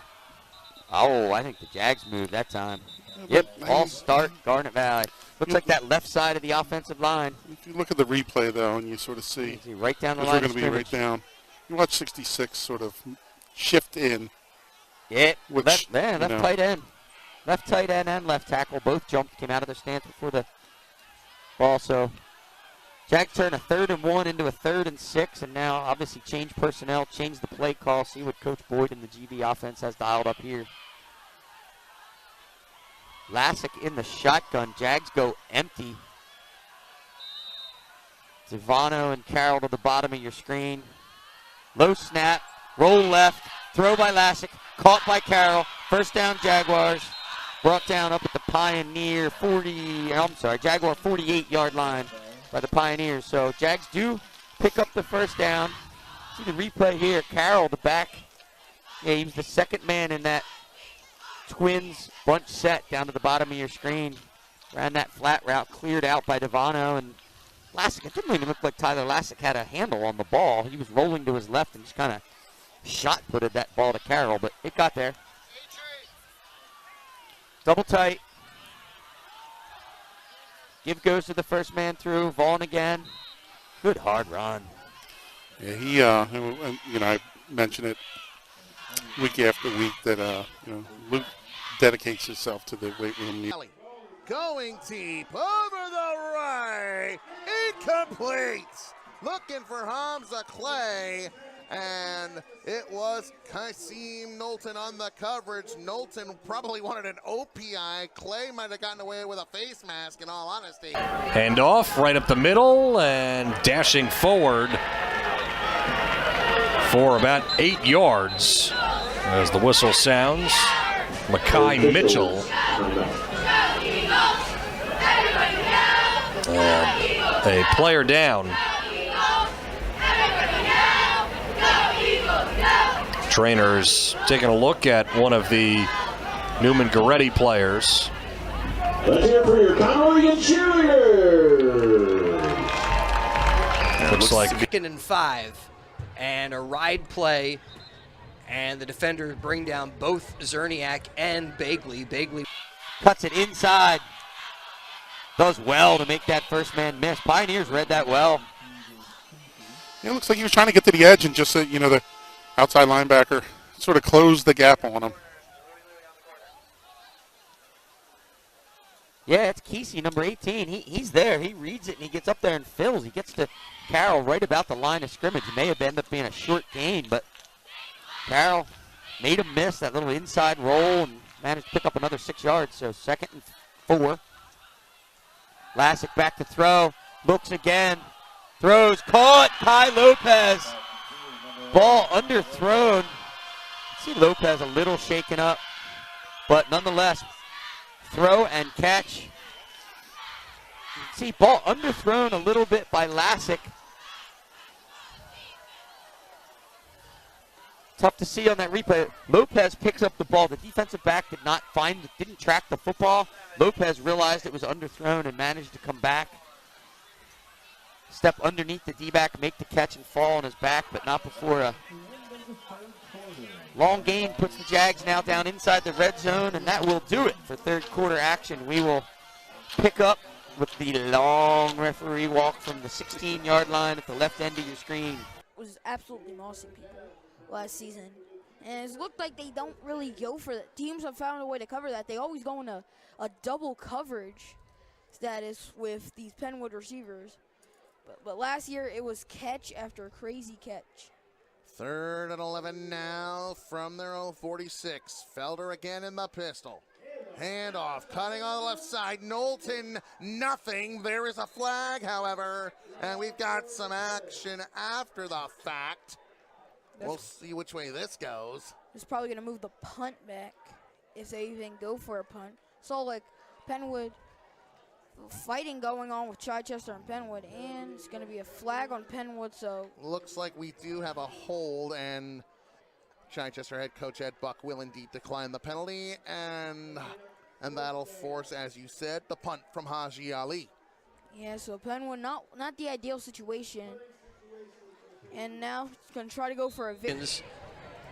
Just a 2-yard gain for the Knights. Well, now it looks like they mark it just a 1-yard pickup, 2nd and 9. And I mentioned this is a matchup that I was looking forward to tonight, to see this North Penn offense try to operate against a stingy Pennsbury D. And there the handoff. They give it to Cobbs. He picked up the touchdown for him. That time, though, Noah Rice is not watching right now. His bachelor party down there in Carolina. He said they were going to be tuned in. I was like, really? He's like, yeah. I'm like, all right. Well, I'll give you a shout out, Tyler. Well, thank you for both our game sponsors. Garnet Valley double tight. Backs look to be Carroll and Vaughn. Lassick throws. Oh, he had Lopez on the wheel route out of the backfield, the motion man. He just threw it behind him. I know Tyler would want that one back,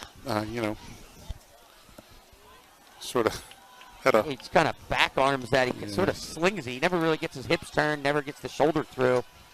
Just kind of throws across his body and threw it off that back hip. So 2nd and 10, Jags. Give goes to Vaughn. Not much, gain of about 2. Ball inside the 15, down to the 14-yard line of the Pioneers. And this could be the Jags like to go with that hard count here, sort of change the down and distance.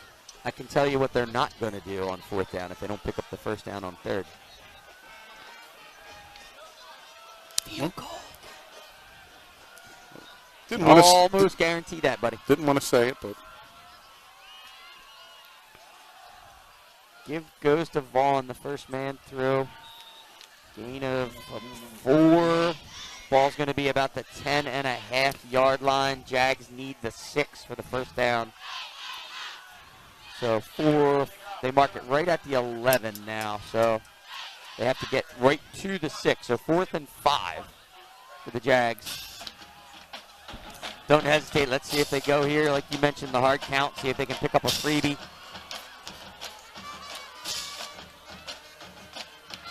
They don't. Throw. Caught. Lassick throws the ball again. A ball a little bit. Or the stop. 2nd down and 10 for Neumann-Goretti at the Conwell-Egan 19. Approaching 2 minutes left in the 3rd quarter. Neumann-Goretti with a 20-14 lead, looking to put this thing a little bit out of reach with the way that the offense has looked. Wharton zips it over the middle, and then it's dropped. He had it for a moment, did Amaj Gowans, but then just dropped it as he looked to run with the football. And Eves will drop back and look to throw, has his man wide open, and hits Rashad McNeil, who goes into the end zone for a touchdown. A 52-yard touchdown strike, and wide open down the field was Rashad McNeil. Rashad McNeil for a touchdown for the Knights. That was a 56-yard touchdown pass from Amir Bezier. He found, or Aiden Evans, excuse me, he found his receiver wide open, nobody in anywhere near him, not even the same time zone, and he was able to walk into the end zone. And with 1:59 left in the third quarter, that is the first score of the second half. The extra point is up and good, so we come back up the field. It's now 21-14. North Penn cutting into the Pennsbury advantage. Shot there after turning it over on downs to try and keep the Pioneers deep in their own territory, but Pioneers pick up the first down at least, the first down at least. And this will be if we learned anything from the first half, is long, drawn-out, time-consuming drives by the Pioneers, and I know they're looking to put one together here and run as much clock off as they can. Jonah Brown split to the top of your screen. Newhall and Costigan the backs. Give goes to Costigan. Makes the first man miss in the backfield. Bendo. Good gain. First down gain of 7 will put the Pioneers in a 2nd and 3.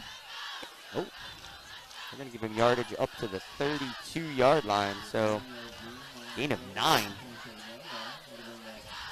So 2nd and short, call it 1.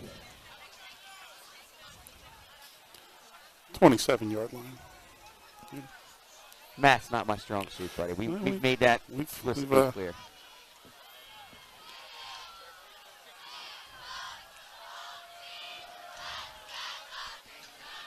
Quarterback sneak, off right tackle, first down.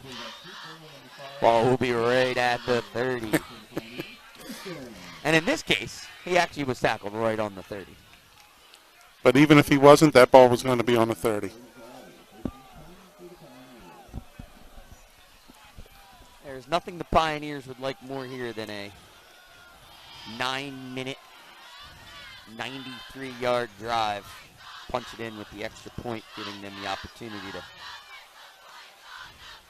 take the lead, if not win the game. But it's a lot of football left to play. Again in the eye. Newhall, the up back. This time it's number 14, Charlie Gilmartin, the tailback. Good tackle there by Tyler Lassick.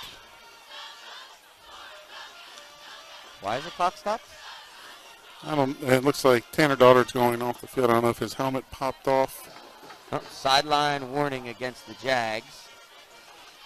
Jags are good for those like 1 a week at this pace. There's third quarter, though. Seems to always happen in high school. Always. Bagley has him set down. 2nd and 10. Hands off and powering across the 40-yard line. It's another nice pickup for Zerniak. Oh, no, that was McGinty? No, that was Zerniak. Oh. McGinty, one of the guys at the bottom of the pile, but Zerniak with the carry. He's got 6 yards there, 3rd and 4.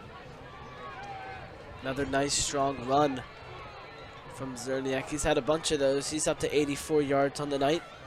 He's on the brink of 20 rushes at 19 tonight with 36 seconds to go in the third quarter. Yeah, he's been their bell cow back, kind of. The guy who's been getting the football most of the time. And this time, a ride play. The ball comes loose. A fumble, and it's recovered by North Penn.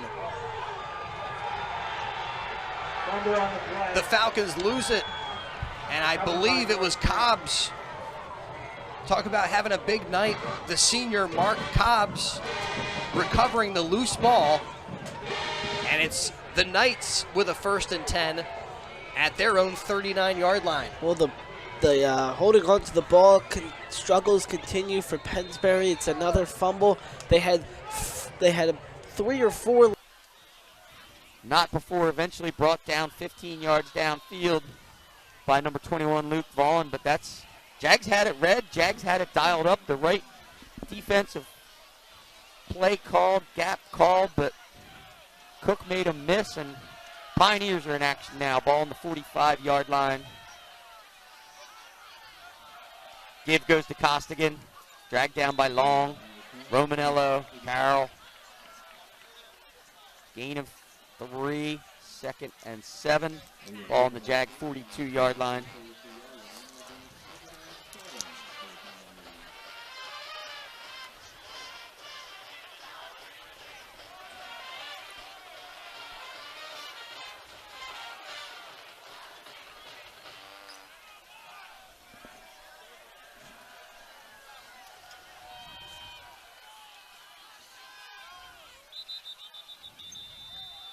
Looks like one of the offensive linemen for the Pioneers came out of his stance. You can see all of the defensive linemen from the Jaguars pointing it out just in case the referees missed it. Looks like the 2nd and 7 now. Over. He went right out around the marker, but they will give it to him after a little bit of discussion. So Zaire Williams getting the first down reception there for about 7 yards. He's had a couple of short catches so far. So a new set of downs here for the Panthers.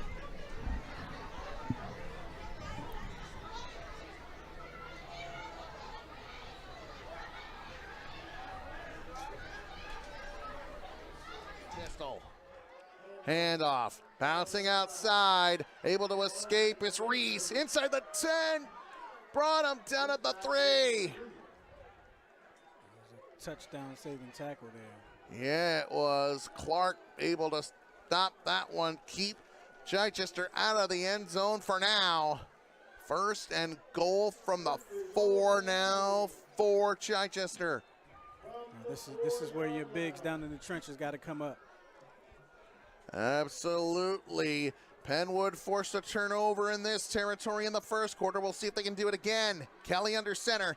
Handoff off the right side. Touchdown, Chichester.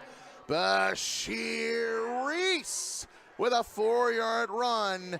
And I would wager that the Eagles will go for 2 to tie it up. A little run out to the right side, to the open part of the offense there. As you can see there, a lot of good blocks, a little box out situation there too. As he gets the ball over the goal line, Penwood wasn't able to collapse on the ball carrier. That goes 6 for Chichester. And let's see, they'll fake a bootleg, and Kelly finds Robertson for the 2 to tie it up. And they got beat with that misdirection play right there. They were a little too aggressive, expecting to run, and then a little bootleg out by the quarterback. Wide open man in the end zone, not something that you want to see. 4-yard line.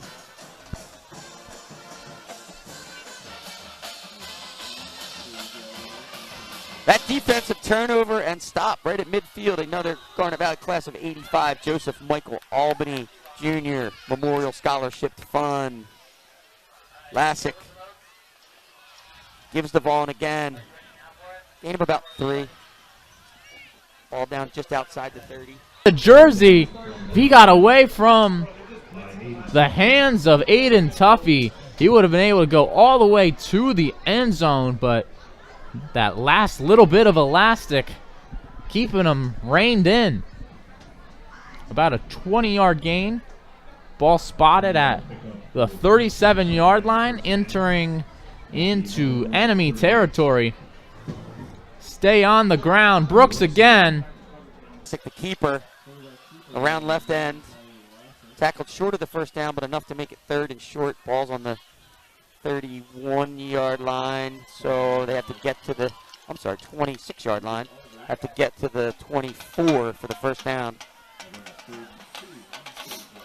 Yeah, I think we, I know this offensive coach Boyd well. I mean, I think that trying to get him to jump here, I think we just, you're down within that territory where it's, 2 plays to get that 3 yards, and you don't want to put yourself behind with a penalty. Jags hurry up to the ball, double tight.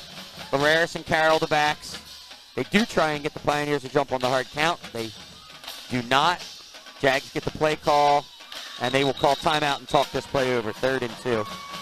Good decision by the Jags. See Coach Eric Van White there. Yeah, and if we can see from here, but when he was waiting to relay that play into Tyler, he was looking right down the sideline at the back judge there. During the timeout in the Conestoga and Garnet Valley game, we're going to take you over to North Penn, Pennsbury right now. Hands it off to Cobbs.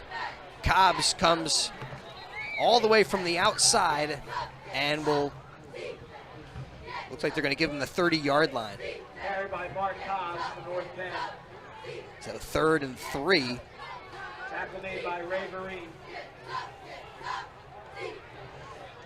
Vereen in there on the stop.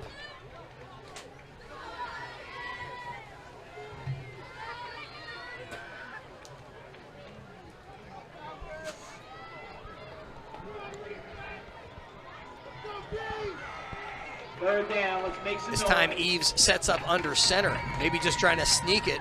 No, he'll give it. And that handoff close to a North Penn first down. They got it.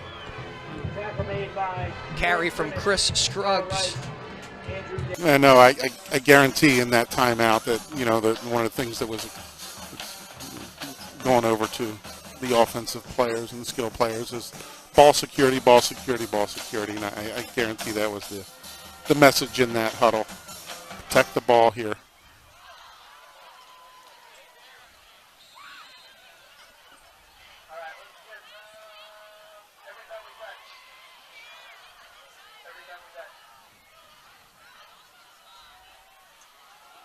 Lassick keeper, first down and more.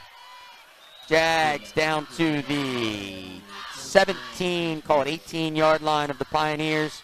Clock will wind and is running as the chains get set. It's got a shout-out request from former QB1 Matt Maceros and Abi Vaca checking in, watching the game together. So, Matt, I'm sure, interested in checking on his understudy from last year, Tyler Lassick.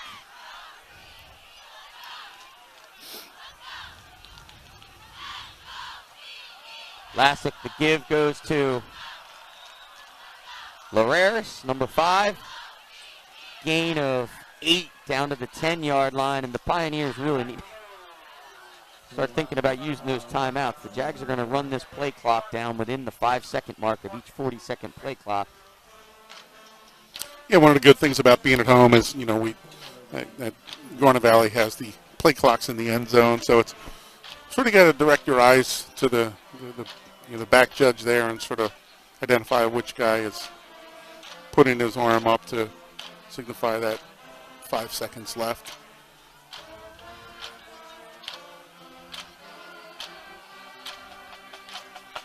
Second and 2, ball on the 10. Bass dodges, and Reese actually, he's able to escape. Mark him at the 18. Gain of 7 on that one. See, in that situation. Looks like Conestoga will, in fact, use their first timeout. You can see Coach Diamond talking to the side judge on his side of the field. Make something happen. Tries to run with it and break out of the pocket, but he gets tackled right away. Number 66, Tamir DeLuch, the junior defensive tackle, all over that one. And it continues to be 4-down territory for the Vikings. And now 5! Touchdown, Chichester. The sheer race. 18-yard run, second of the day. Chichester takes the lead.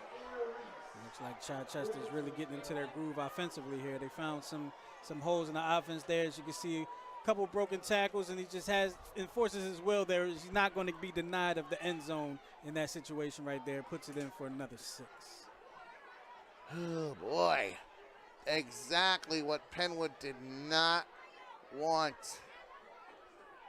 And look, from the looks of it, let's see. It looks like they're going to go for 2 if they can get a play together, and Ed Beck will use his first time out. All right, Falcon fans, once again, we have to bring the noise. So second and goal, and North Penn taking a bunch of time here. They'll work the clock down close to the 6-minute mark as Eves snaps it, takes the football into the end zone for a touchdown. Aiden Eves, a 3-yard touchdown run to make the score 21-20 with 5:59 to go in the fourth quarter. It looks like they're just going to try for the PAT.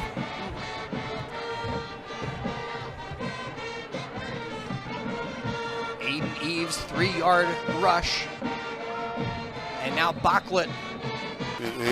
The side judge allowed that play to continue, and you know, it looks like they were still moving the pile forward. A lot of times in the high school level, we see the quick whistle there to sort of prevent injury, but let that play on. And Jags trying to get their PAT unit right. They are going to have Lopez and Carroll out there try and convert on their first successful one of the night. High snap, good hold, kept by Carroll, gets it down.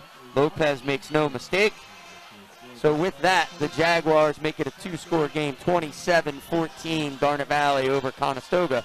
1 minute and 40 seconds remaining here in the fourth quarter. For the first time all night, we've had a 2-score game.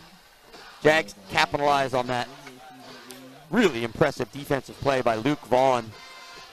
Again, we showed the replay of it. He got to Cook as he was trying to throw. Ball. And now Ryan Bachlet will try to tie us up, and he splits the uprights. We're even at 21 as we come back up the field with 5:54 remaining in the McCaffrey's game of the night. Wow, an impressive drive and possibly a missed opportunity for North Penn to try to steal a win.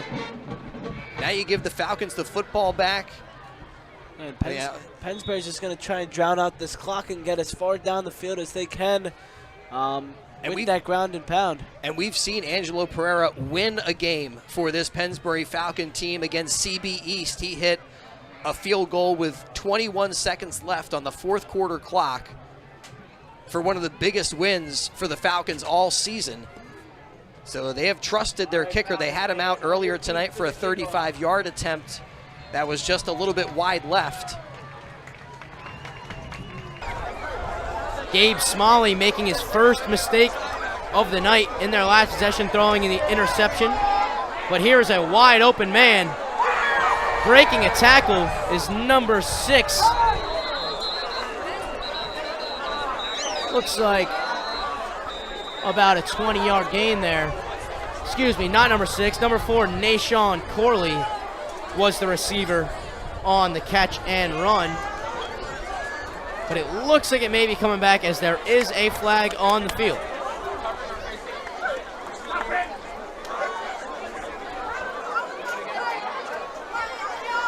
Waiting to see what the call is here from the officials.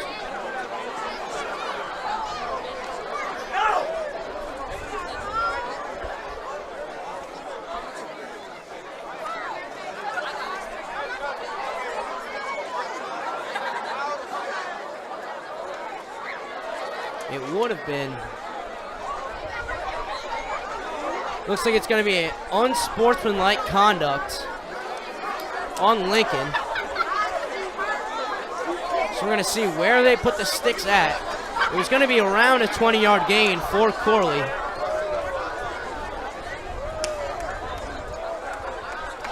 So from the spot of the foul, they will back it up 15 yards. So not from where the spot where the snap was taken, but from the spot of the foul, they back it up 15 yards. And that's going to make it. Alrighty, we're going to take you from what is a commanding lead to a tie game with Pennsbury and North Penn. Let's get you out there. And a ride play. I think Bigley kept it that time and was cut down close to the line of scrimmage. Yeah, it was a quarterback keeper. They'll give him a yard up to the 36. But now a big 3rd and 6, staring this Pennsbury Falcon team in the face with 4:49 and counting in the McCaffrey's game of the night. They had a 21-7 halftime lead, and the Knights have struck twice in the second half to even it at 21 all. Bigley to Zerniak, and Zerniak trying to go off tackle, doesn't go that far.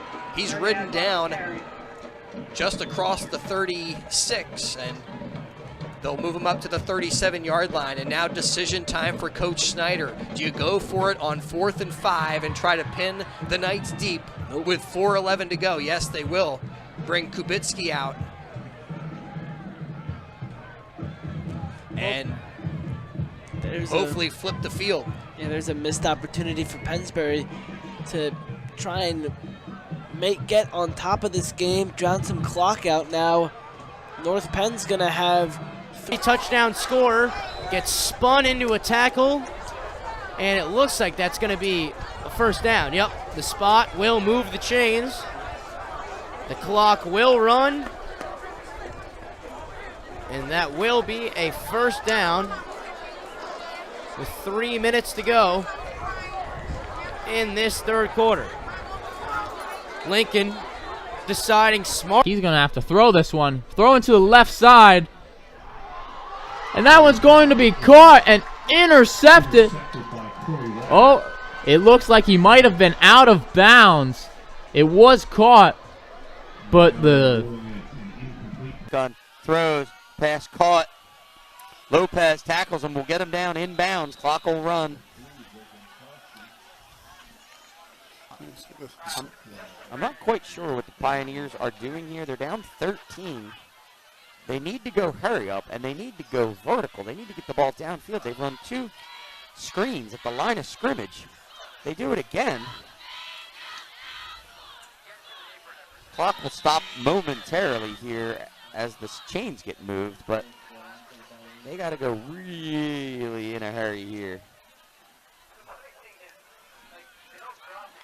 Again, Cook shot. Scruggs up to the 35-yard line, and that's all he's going to get. Tackle made by Liam Davis. That'll bring up a 3rd and 5. So 3rd and 5. And now the Pennsbury defense called on. If they can make a stop, here we go, Pennsbury Falcons. Maybe they'll still have about 2 minutes on the clock if they can stuff them on this play. Eves from the gun is going to run it up the field himself, takes it across the 40, and that's enough for a North Penn Knight first down.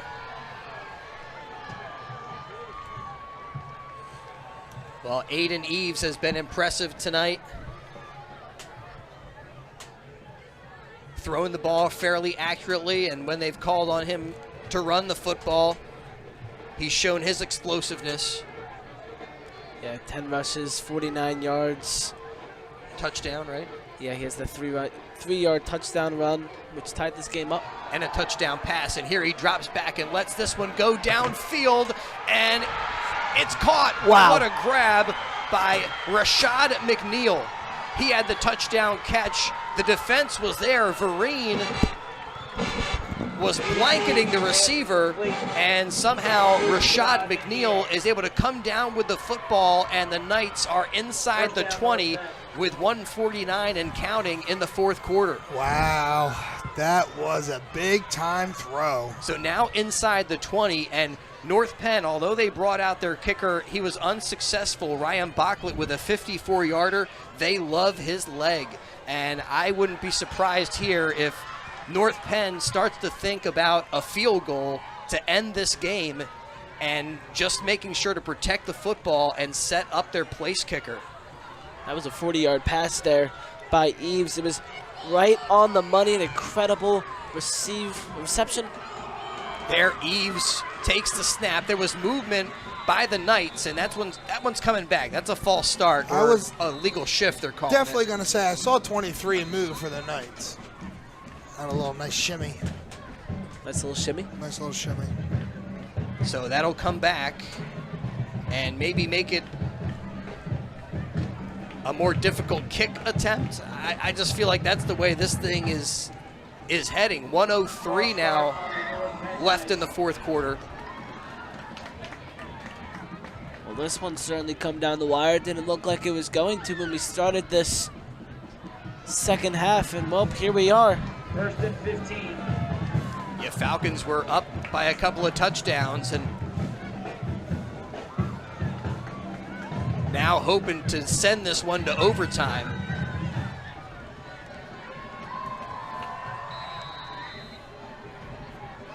As the Knights look to strike. Cobb's in motion. Pennsbury almost jumped off sides there. Eves from the gun. Now looks over to the sideline. I think they're just going to take a timeout. Yeah, Coach Beck finally calls timeout. And everyone who tuned in tonight, We appreciate it. We appreciate the support, again, of Joseph Anthony Retreat Salon and Spa, our touchdown sponsor. Again, our defensive play of the game sponsor, the Joseph Michael All. Sometimes you got to stay home. You can't always go right after the ball. You got to stay home just in case something like that can happen. 2.5 remaining, and the Chichester offense will be in no particular hurry. Kelly under center. One receiver to each side, tight end to the right, 2 backs. Fumble, but falling on it is best. Or was that Reese who fell on it? Either way. Makai Mitchell with a nice carry. And it's now 2nd and 6 after a 4-yard pickup, and yeah, just had guys in the backfield as well as Gauntz was trying to pitch the football, and just the timing and everything was messed up there. And it could certainly cost them the ball game. Mitchell on the ground. No gain. Tackle by Pond. And even with some offense, Rob, this defense really deserves to win the game for the Eagles. And keep it on the ground. Not much there this time. Yeah, and Bethlehem Catholic defensively in the middle has really solidified that middle and hasn't let Parkland get much push or much room to run up the middle. They've been having success running wide off tackle, getting the ball out on that flare pass to the running back, and throwing the ball, but they haven't been able to get much up the middle. Throw this one towards the back of the end zone. Johns leaps up and incomplete. And on the coverage was number 2, Carter Vasa for Bethlehem Catholic. But the ball thrown kind of too far where Johns wasn't able to bring it down inbound. Is stopped and the play's blown dead. Chris Scruggs on the carry. Tackle made by Walker Murray and the rest of the Pennsbury defense. Walker Murray in there to push him back. And now the clock down, under 30 seconds to go. I think they might bring out the field goal unit here.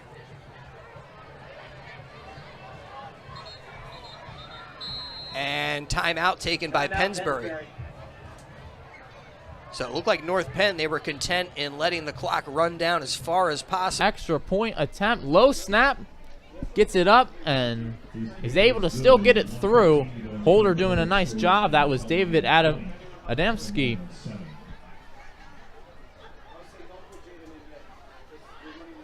So that roughing the passer penalty is going to be enforced on the kickoff, and that'll make it a 20-7 game.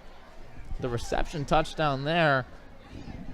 Pass thrown from quarterback Foley, getting hit afterwards. 1:15 remaining in the at the 18-yard line as they switch field after the Nashawn Corley catch and run at the end of the third. Here's the second down snap. Flat out to his guy Davis. And Davis gets run out of bounds right around the 10-yard. This game, a 40-yard field goal attempt with 17 seconds to go. He'll kick out of the hold of Michael Cliver. Here's some good old high school kicking for you, Chris. He missed a 54-yarder earlier, and now right from the middle of the field, they have him really well set up. Let's go Falcons. Ball is placed down, the kick is up, and it is good. A beautiful field goal off the foot of junior kicker Ryan Backlett. And that 40-yard field goal gives the North Penn Knights a 24-21 advantage. And that's giving you some deja vu to last year's postseason game. This kind of ending the same way, except Pennsbury had a chance to, they had a little bit more time to come back in this game, and possibly win that one, but now they only have 10 seconds to try and work their way up the field. It would take a miracle. And maybe on the kickoff, you start to try to flip it around, do some laterals. It's come to that point. You need a Music City miracle kind of thing. But I want to talk about that field goal. That was a gorgeous, perfect kick. I mean, it shows you why they trusted him with a 54-yard field goal. That kick from 40 would have been good from 54. Earlier he missed the long one, but he connects on the one that really counts to put his team up by 3. And now Bartlett will squib this one downfield, and whistles will blow the play dead. What is that about? Maybe offside by... And a false start. That's a big penalty. Against Neumann-Goretti. That is a 5-yard penalty.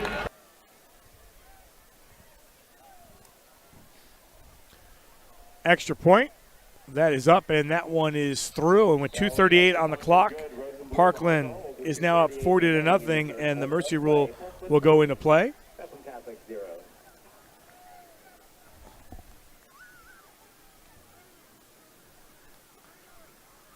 Again, Bethlehem Catholic now 10 quarters. And scoreless, yes. Still looking to try to get something. I mean, they have time here, but when I say they have time, they have 2 possessions at the most, knowing that, the way the game's going to go with it. And you have to think when Parkland, when they do get the ball back, they're going to... Will grab it and just go to a knee.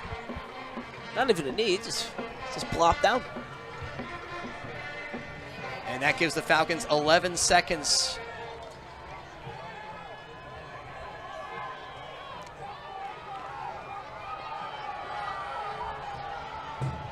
Yeah, if things stand, I think I'm going to say our DiLorenzo's player of the game was Rocco May for coming up top with us and helping us with some halftime breakdown. Plus, a man with a broken ankle could enjoy some pizza. So, what else are you going to do besides eat? That's all I did when I broke my ankle. Our player of the game always gets a DiLorenzo's gift certificate, and now a timeout taken by North Penn. That's the last timeout left for either team. Wow, Falcons up 21-7 at the half. And it was North Penn who got the kick. And Falcons stopped them. Look, it wasn't until later in the game that the Knights got the offense going. 2 TDs, a touchdown pass. If Pennsbury was able to score on that great first drive they had, we're in a different situation right now. Not totally an angel prayer for missing that kick, but also you get 1 first down. You're in a goal to go situation. Heck of a night for Aiden Eves. Touchdown pass to Rashad McNeil, 56. And then a touchdown score, a 56-yard strike, and the 3-yard touchdown run.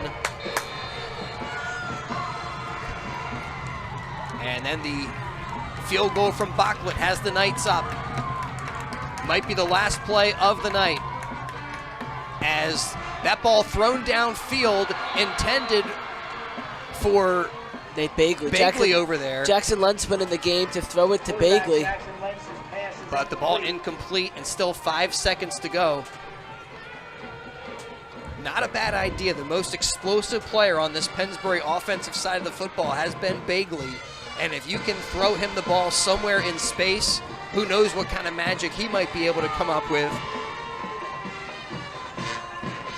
But they're in that territory right now. Magic, miracle. Bagley on the outside, on our side of the field. Again, Lentz in there to QB. And he looks to Bagley. Throws the football up to this side of the field, and Bagley makes the grab, and he's tackled out of bounds, but time has expired, and the game is over. The Falcons run out of time and lose to the North Penn Knights 24-21. Pennsbury falling to 3-5 on the season, and the Knights get back to 500 now with 4 wins and 4 losses. after this victory over Pennsbury. It's another tough one for the Falcons. Back-to-back weeks of just losing, just falling short, and man, this one. There by Chichester on the defensive end. There's still plenty for Felder to work on, and well, it just hasn't been a good season for the Penwood Patriots thus far. But they've still got a lot to work on. But they've shown some promise tonight, and they fought in this one to the very, very end. And somebody was down. Yeah, that's the reason why we haven't gotten this final snap off. I didn't see when that happened. The play. Yeah, I don't think the play was on that side of the field. So. No, I don't. I think it was. Well, whatever it is, it's just. It's a shame that something like this has to happen, especially when the outcome of the game is already pretty much set in stone. It's a shame that someone gets hurt right here and now. Yeah, you never like to see it at any time.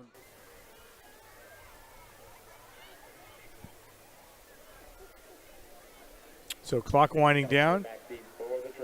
Inside 12 seconds. They have decided to punt the football. And Real this nice one punt. is going to be taken at the 18-yard line and fielded there by Alex Kelchner. And now we'll wrap up 3 quarters of play, 40-0. Was Jabril Epps. And so that will start the Golden Bears of Upper Moreland at their own 47-yard line. Got about 53 yards to go for the end zone.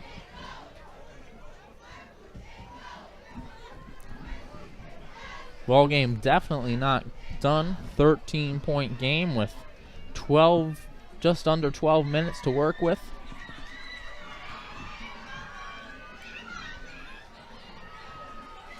Their first score didn't come until late in that third quarter. The opening drive of this half, Cheltenham held on to it for 7 minutes, eating away at that clock. Foley scrambling right. One-handed catch brought in. Good catch there by Trey Williams.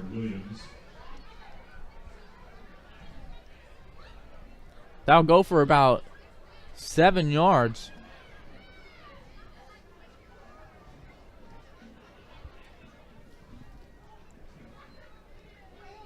Make that more about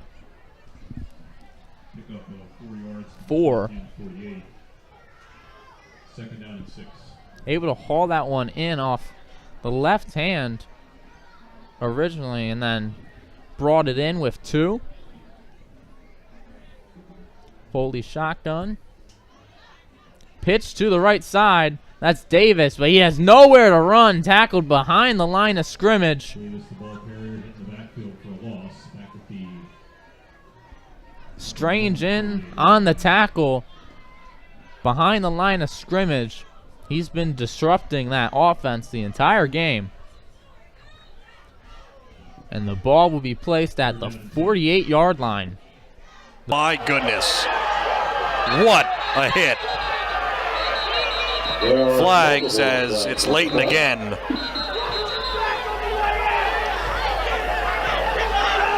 My goodness.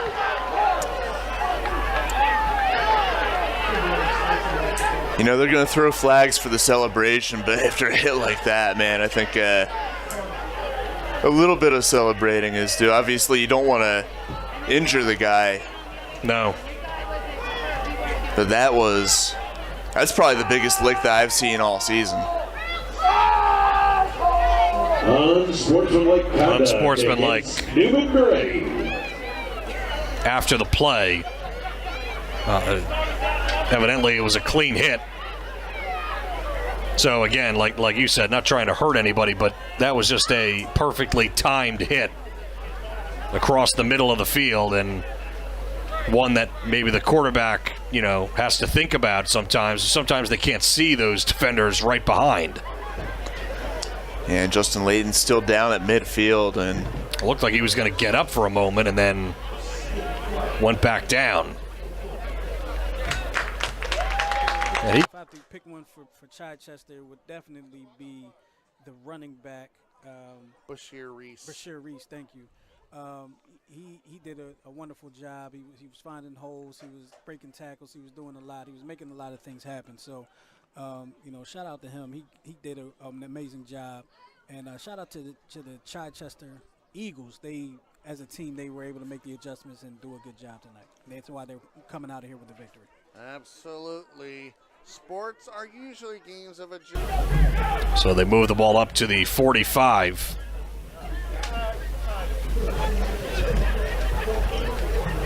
And it is awfully quiet here, especially after a hit like that.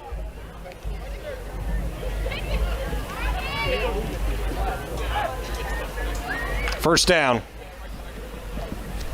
Back to throw. Gauntz runs, and look at that speed around the edge to the 29-yard line. Spot him at the 28. Goes out of bounds to preserve 4 seconds.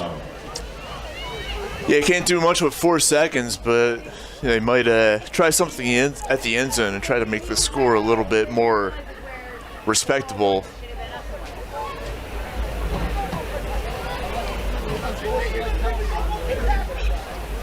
Well, let's see if they take a shot. Might as well, right? Well, Coach Jack Techman has always been one to tell his guys to play until the final whistle, and you knew he wasn't going to just send his quarterback out there to take a couple knees and run the clock out. Right.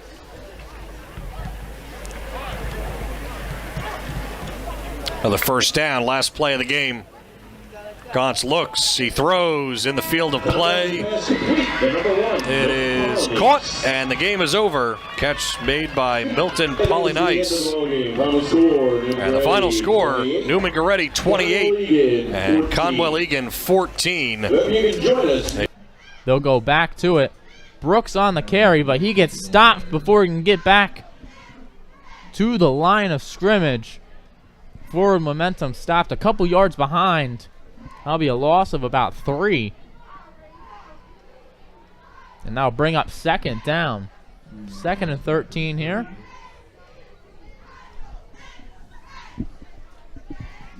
Second down and 13. We have passed the 10-minute mark in the 4th quarter, so less than 10 minutes to go in this game. Cheltenham trying to make it 2 in a row. Pick up the win here on senior night for the seniors. Speaking of a senior quarterback, trying to find another one. That's not another one, but Higginbotham. He's going to catch that and get about 7 yards to the 40-yard line.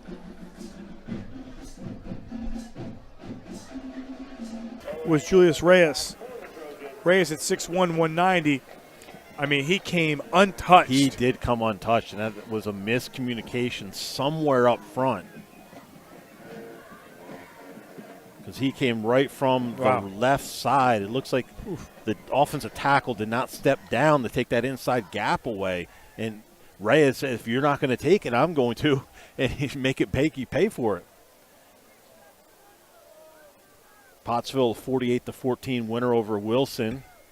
Blue Mountain leading Saucon Valley 40-14 in the 4th quarter. So a lot of teams putting up some points tonight. Yep. And here as well, Parkland leading 40-0. And trying to get away, he's going to have to try to run for this one. And gets taken down at the 48-yard line. Back to about the original line of scrimmage, and he comes up. First time since 1995. Lincoln is going to improve to 3 and 4. And Northeast is going to fall to 5 and 3. And here's going to be one of the final touchdowns for Rolling Davis up the middle to make it the 37-point game, which was ultimately the final score, 37-0. like I said, first win for Lincoln over Northeast since 1995. Lincoln will improve to 3-4. Northeast will fall to 5-3. Stamen usually the normal punter. High snap. Still going to kick that. It will land at about the 45 and bounce to the 37. And that is where Upper Moreland will start their drive out at their own 37. Still with the nice punt. 7:49 left to go in this game. Trailing by 13. It's not required, but it's getting to that point where Upper Moreland might have to score on almost all their drives.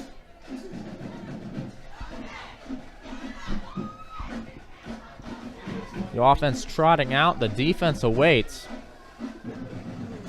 D lineman Zach Strange dancing along with the pep squad. Getting into the music played by the band. Man in motion, Foley going to fling it behind the line of scrimmage, looking to pass the wide receiver to another one. And that one is caught for about 6 yards. The ball, see what happens. Yep.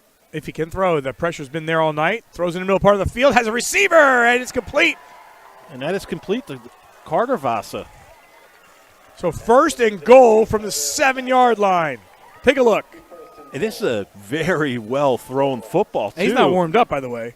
You know, he puts the ball right where only his guy can get it. Just perfect spot for Carter Vasa to come down with that catch.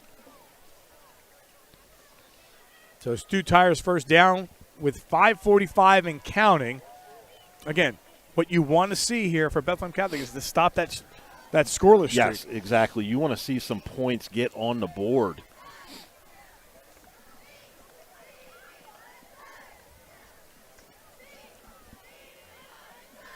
Axel Burkhart, 6'1", 170-pound freshman.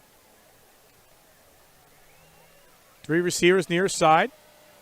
And they hand that ball off, but nowhere to go for Justin Martinez. Foley communicating with his receivers.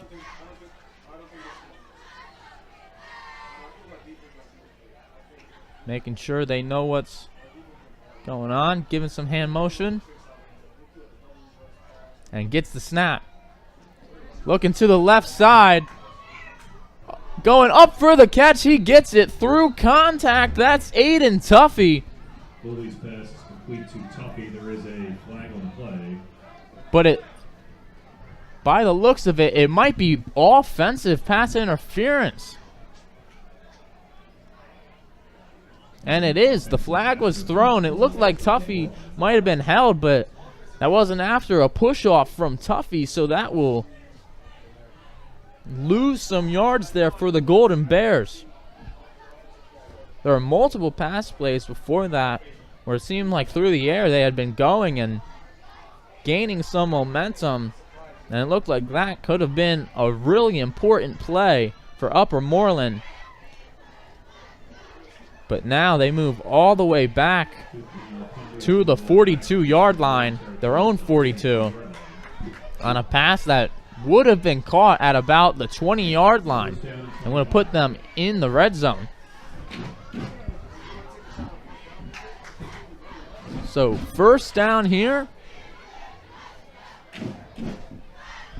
1st and 25 after a 15-yard penalty. 6:42 remaining.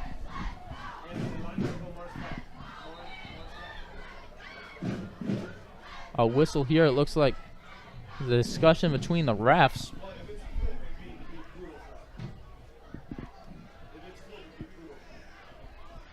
They could have went for a field goal, did not. So what is that? 32? 32-yard field goal attempt here. With Burkhart at the hold. The kick is up, and that one is good. So a 32-yard field goal.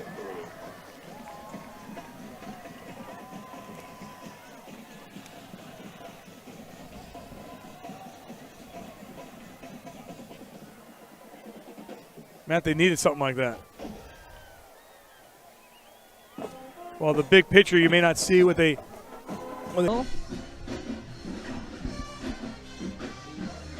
Fumbling the snap, was going to hand it off, but he's going to run to the left side, racing out of bounds, picking up about 7. That was Foley. That was his first run of the game. First time seen using his legs. Not sure if that was designed. He fumbled the snap, but he kept it up, never dropping it to the ground. Ruled a pickup of 8. So second down to the 50-yard line.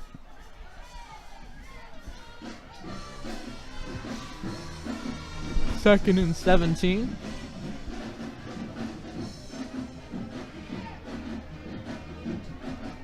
Davis to the left of Foley.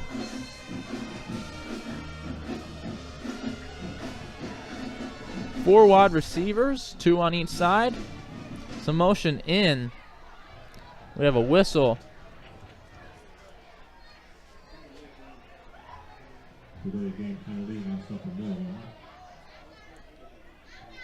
And a delay of game will move Upper Moreland backwards. Not getting the snap off in time. Obviously some disagreement and frustration from Upper Moreland's side.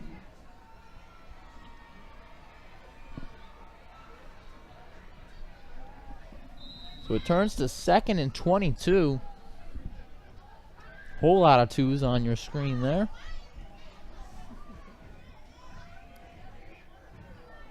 Looks like the same play as Williams went into motion, trying to get away from the pass rush. Foley rolls out right, pointing to a receiver, but he can't find anyone and just has to run out of bounds behind the line of scrimmage as well. So now 3rd down.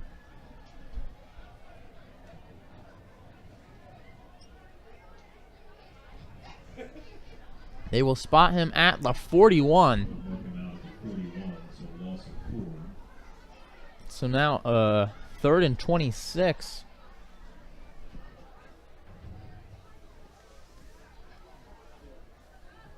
What a difference a couple of plays make. Looked like they would have gotten the ball at the 20 after the catch. Offensive pass interference called. And after a couple of failed plays, need 26 yards for the first down. Foley kicks it out to the left side. Davis makes one man miss, but gets taken out. In on the tackle, Dion Evans.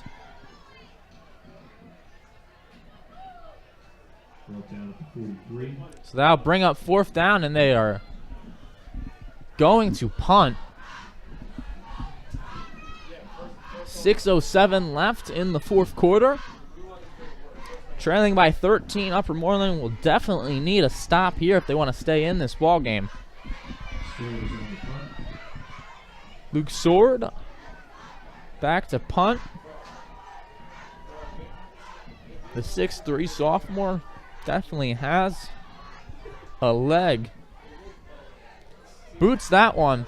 Lands at about the 30 and bounces. Ends up hitting McLeod. He has to jump on it, but he does recover it. That could have been very dangerous. So they will get it at the 25-yard line. The Panthers will start their next drive.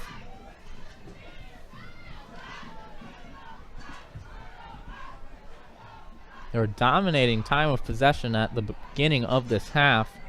It's been much more even since. And with 6 minutes to go, certainly be interesting to see if they try to drain as much clock as possible to prevent the Golden Bears from coming back into this game. Handoff here. pushing, fighting for a couple of extra yards. Only going to pick up 1 or 2. And they do have to run one more play. I mean, you could take the delay game, and the clock's still going to run.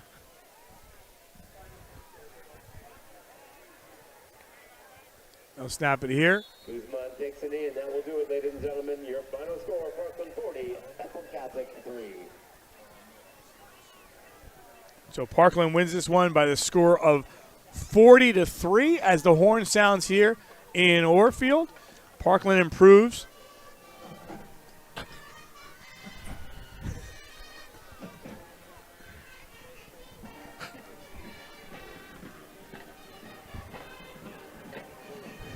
So 8-0 for Parkland, 5-3 now for Bethlehem Catholic. And the road for Bethlehem Catholic, unfortunately, does.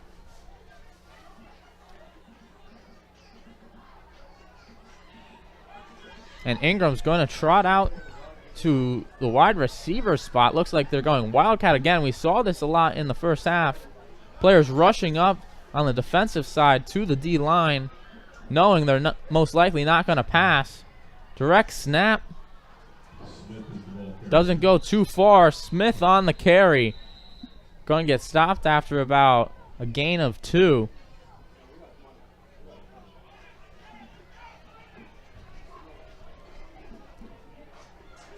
So 4th and 6. It's going to have to punt again, the Panthers. They did drain the clock enough to the 4:40 mark, but it will allow the offense of Upper Moreland to come back into this game. Again, into punt is still. Punt nearly blocked. They're going to let that one bounce. An interesting decision there, as that one rolls all the way past the 20-yard line. It looked like Williams had the chance to catch it at nearly the 40, but decided to let it bounce.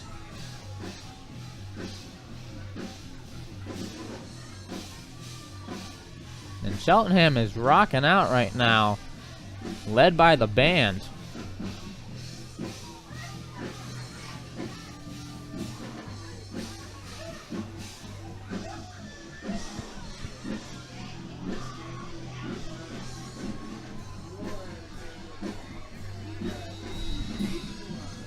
So 4:08 left on the game clock.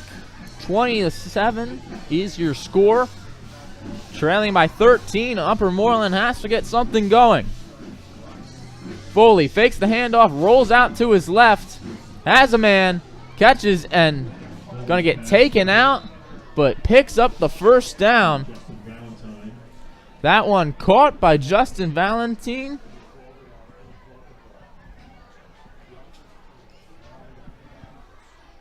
And we'll pick up the first down there on one play. So far, an effective drive.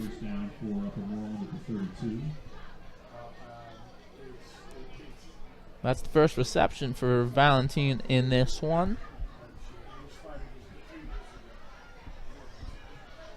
First and 10 at just past the 30-yard line, 31.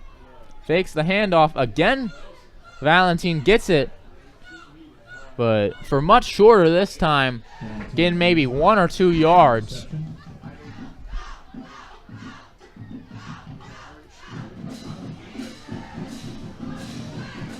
Short passes here, but I'm sure that's something the Panthers don't mind too much given the situation with the clock. As we approach 3 minutes left in the final quarter.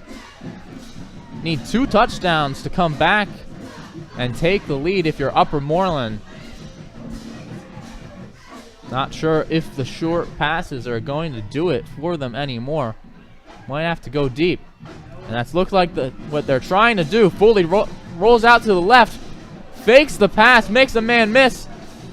Tries to get past another, gets taken down, but he picks up the first. In on the tackle.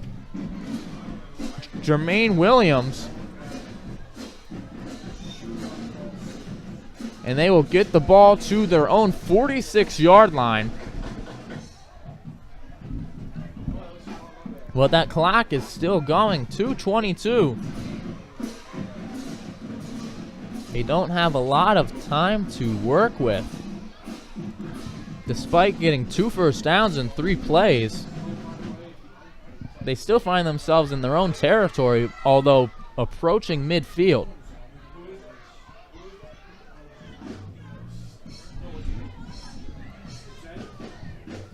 Taking their time. Foley's going to roll out right. Throw it back to the left, but that's going to be incomplete.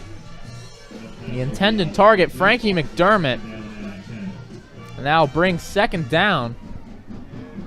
That will stop the clock. However, 1:50 to go on second down.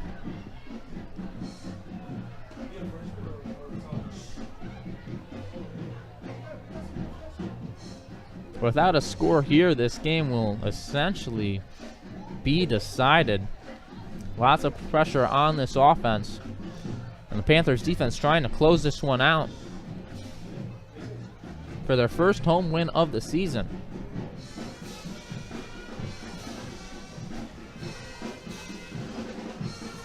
Foley, 1 foot back, takes the snap. Had a receiver short, decides to run with it himself, and is going to run out of bounds near the first down marker. We'll see if they give it to him.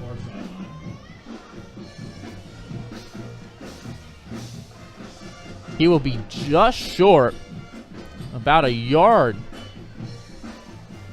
3rd down and 1.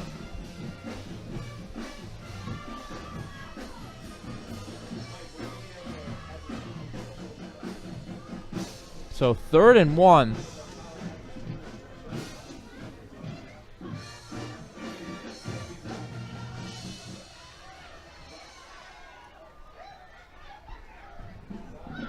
Definitely 4-down territory. 1:41 left.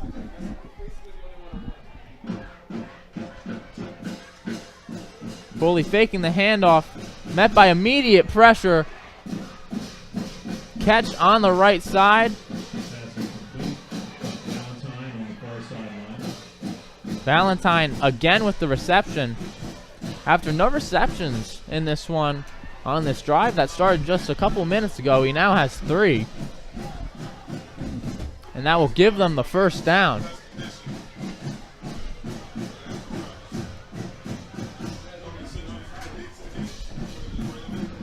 .132 left on the clock.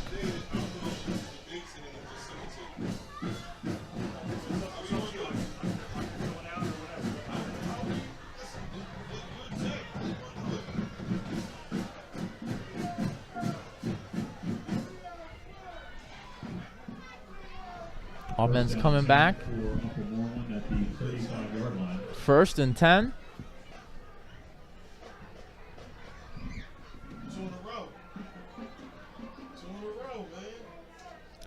Foley pitching it forward. Valentin again, but that one going for no gain. Looks like that Patrick Mahomes, Travis Kelce shuttle pass. There you see them do over in Kansas City a lot, but this time not working out like it does for the 2 NFL stars. And we'll have a timeout here using their first of the half. 1:23 left.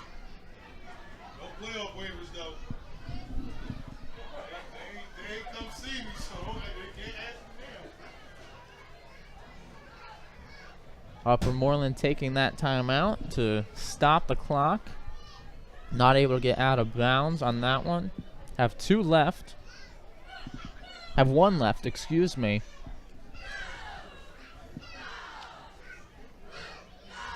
So very vital now to either make a play towards the sidelines or get into the end zone. And considering they're down by 2 scores, it's most likely going to need to find the end zone in the next couple of plays.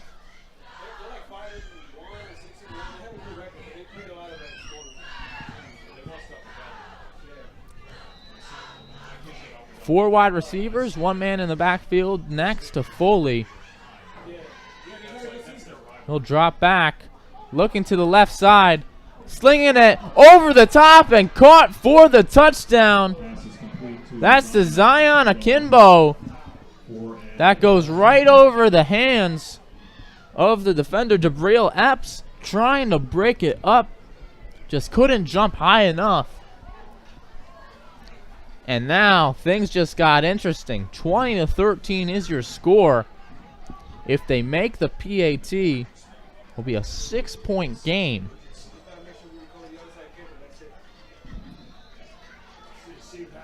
And Upper Moreland most certainly going to try an onside after this. Flag before the kick, do not count it. It did go in for what it's worth. Offsides penalty against Cheltenham. Offsides on the defense.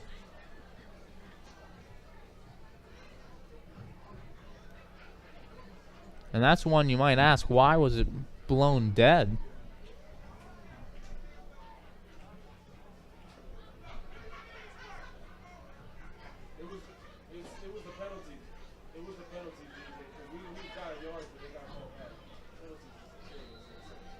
Sword is on to attempt the extra point. So Sword will again attempt the extra point for real this time.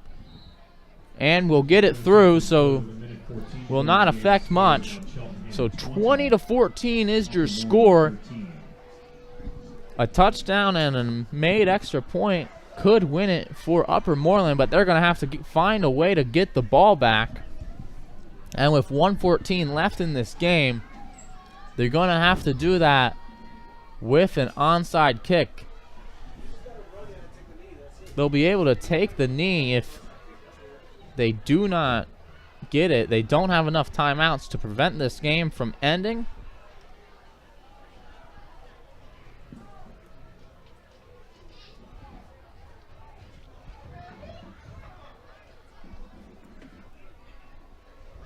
Let's see how they line up for the onside. On Cheltenham's side, they have a row of men, about 3 rows of men actually, ranging from the 50-yard line to the 43. As for Upper Moreland, they're set up in a normal formation. Looks like Sword will kick it to the right side. Good bounce. Up top, and it looks like they recover. The recovery there from Upper Moreland couldn't have been executed better. Going up top, and it gets recovered. And with 1:11 yet left, a 6-point game, this is going to be decided on this offensive drive. What a turnaround here. Upper Moreland with a chance to make the comeback here.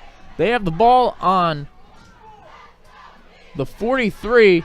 Reception over to the right side. He's going to be tackled inbounds. That pass to Aiden Tuffy. They're going to run up. Only 1 timeout remaining for Upper Moreland. That's going to be crucial. He gets the first down. They're past the 35 at about the 33.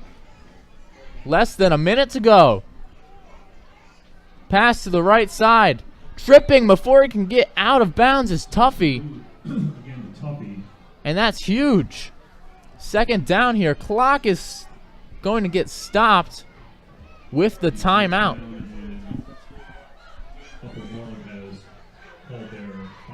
So no more timeouts for Upper Moreland.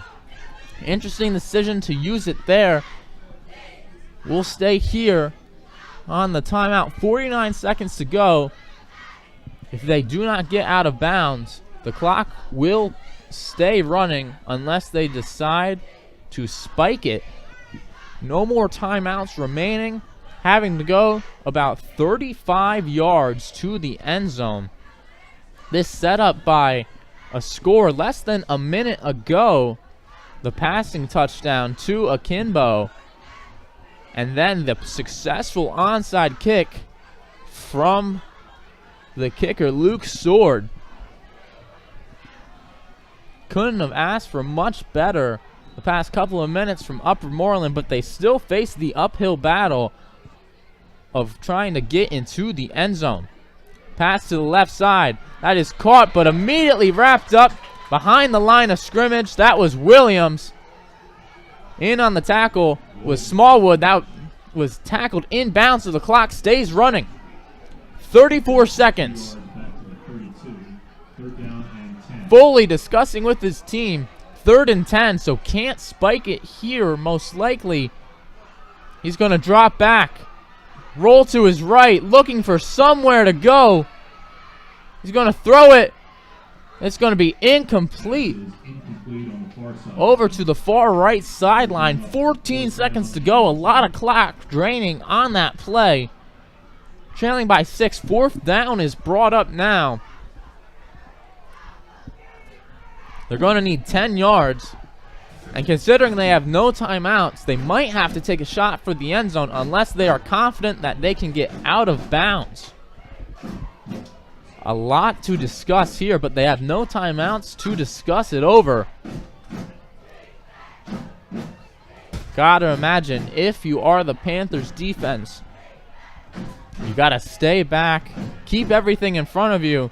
You live with a 20-yard gain, but you cannot let them in the end zone.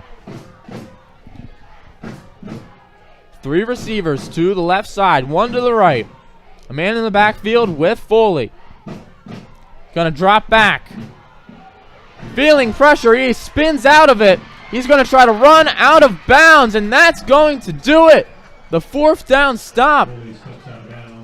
Not sure if Foley recognized the downs, but that's going to be a turnover on downs. That's going to do it. But hang on, there's a flag. It was thrown after the play.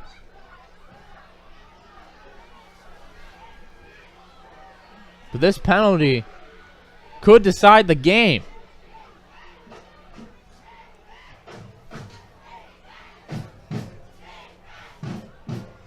They're talking it over. Unsportsmanlike conduct on the defense. There's 6 seconds remaining.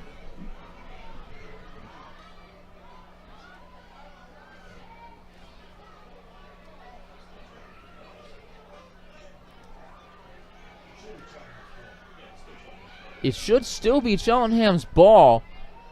It looked like there was some confusion on whether or not it would stay that way. A scary penalty there. But the defense is out for Upper Moreland. So a kneel will do it. 6 seconds remaining. That's the difference in the score as well. 20-14.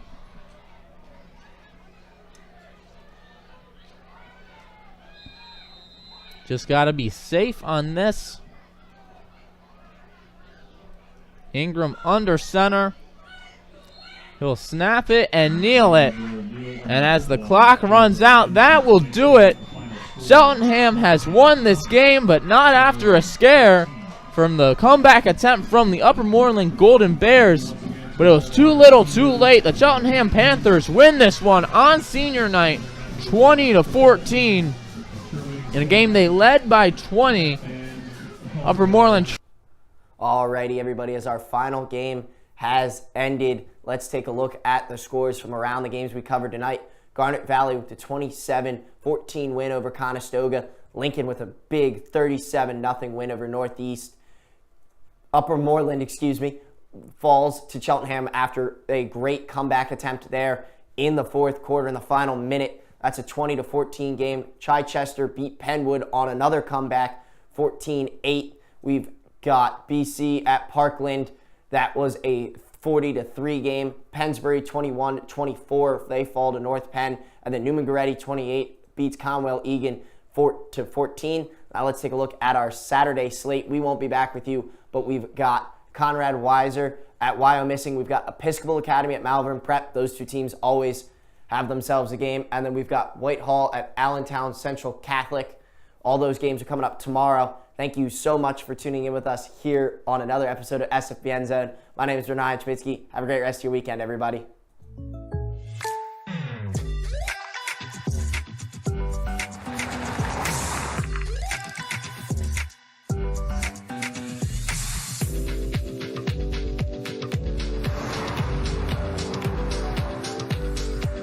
For your surprisingly great rates, contact your local State Farm agent today. If you want the real deal, call State Farm agent Eldion Padulary in Feasterville, Trevose today. Like a good neighbor, State Farm is there. Hi, I'm Tommy Green, former pitcher for the Philadelphia Phillies. When I was in high school, it was very important to me to show scouts what I could do. My friends at Payroll Service Solutions are huge supporters of high school sports and the Sports Fan Base Network. If you're a small to medium-sized business in need of a payroll company, contact Payroll Service Solutions. Not only will they take care of you, they will continue to support the community. For more information, contact Payroll Service Solutions at 215-624-0922 or 866-PAYS. When disaster strikes, we restore order and your peace of mind. Roberts & Gamble, your #1 source for storm damage cleanup and property restoration. Licensed and fully insured, serving central New Jersey and eastern Pennsylvania since 2010. Hi, I'm Marty Bystrom, former pitcher for the Philadelphia Phillies. In my experience in Major League Baseball, I know how important it is for high school athletes to gain exposure. My friends at Payroll Service Solutions are huge supporters of high school sports and the Sports Fan Base Network. If you are a small to medium-sized business in need of a payroll company, contact Payroll Service Solutions. Not only will they take care of you, they will continue to support the community. For more information, contact Payroll Service Solutions at 215-624-0922 or 866-PAYS.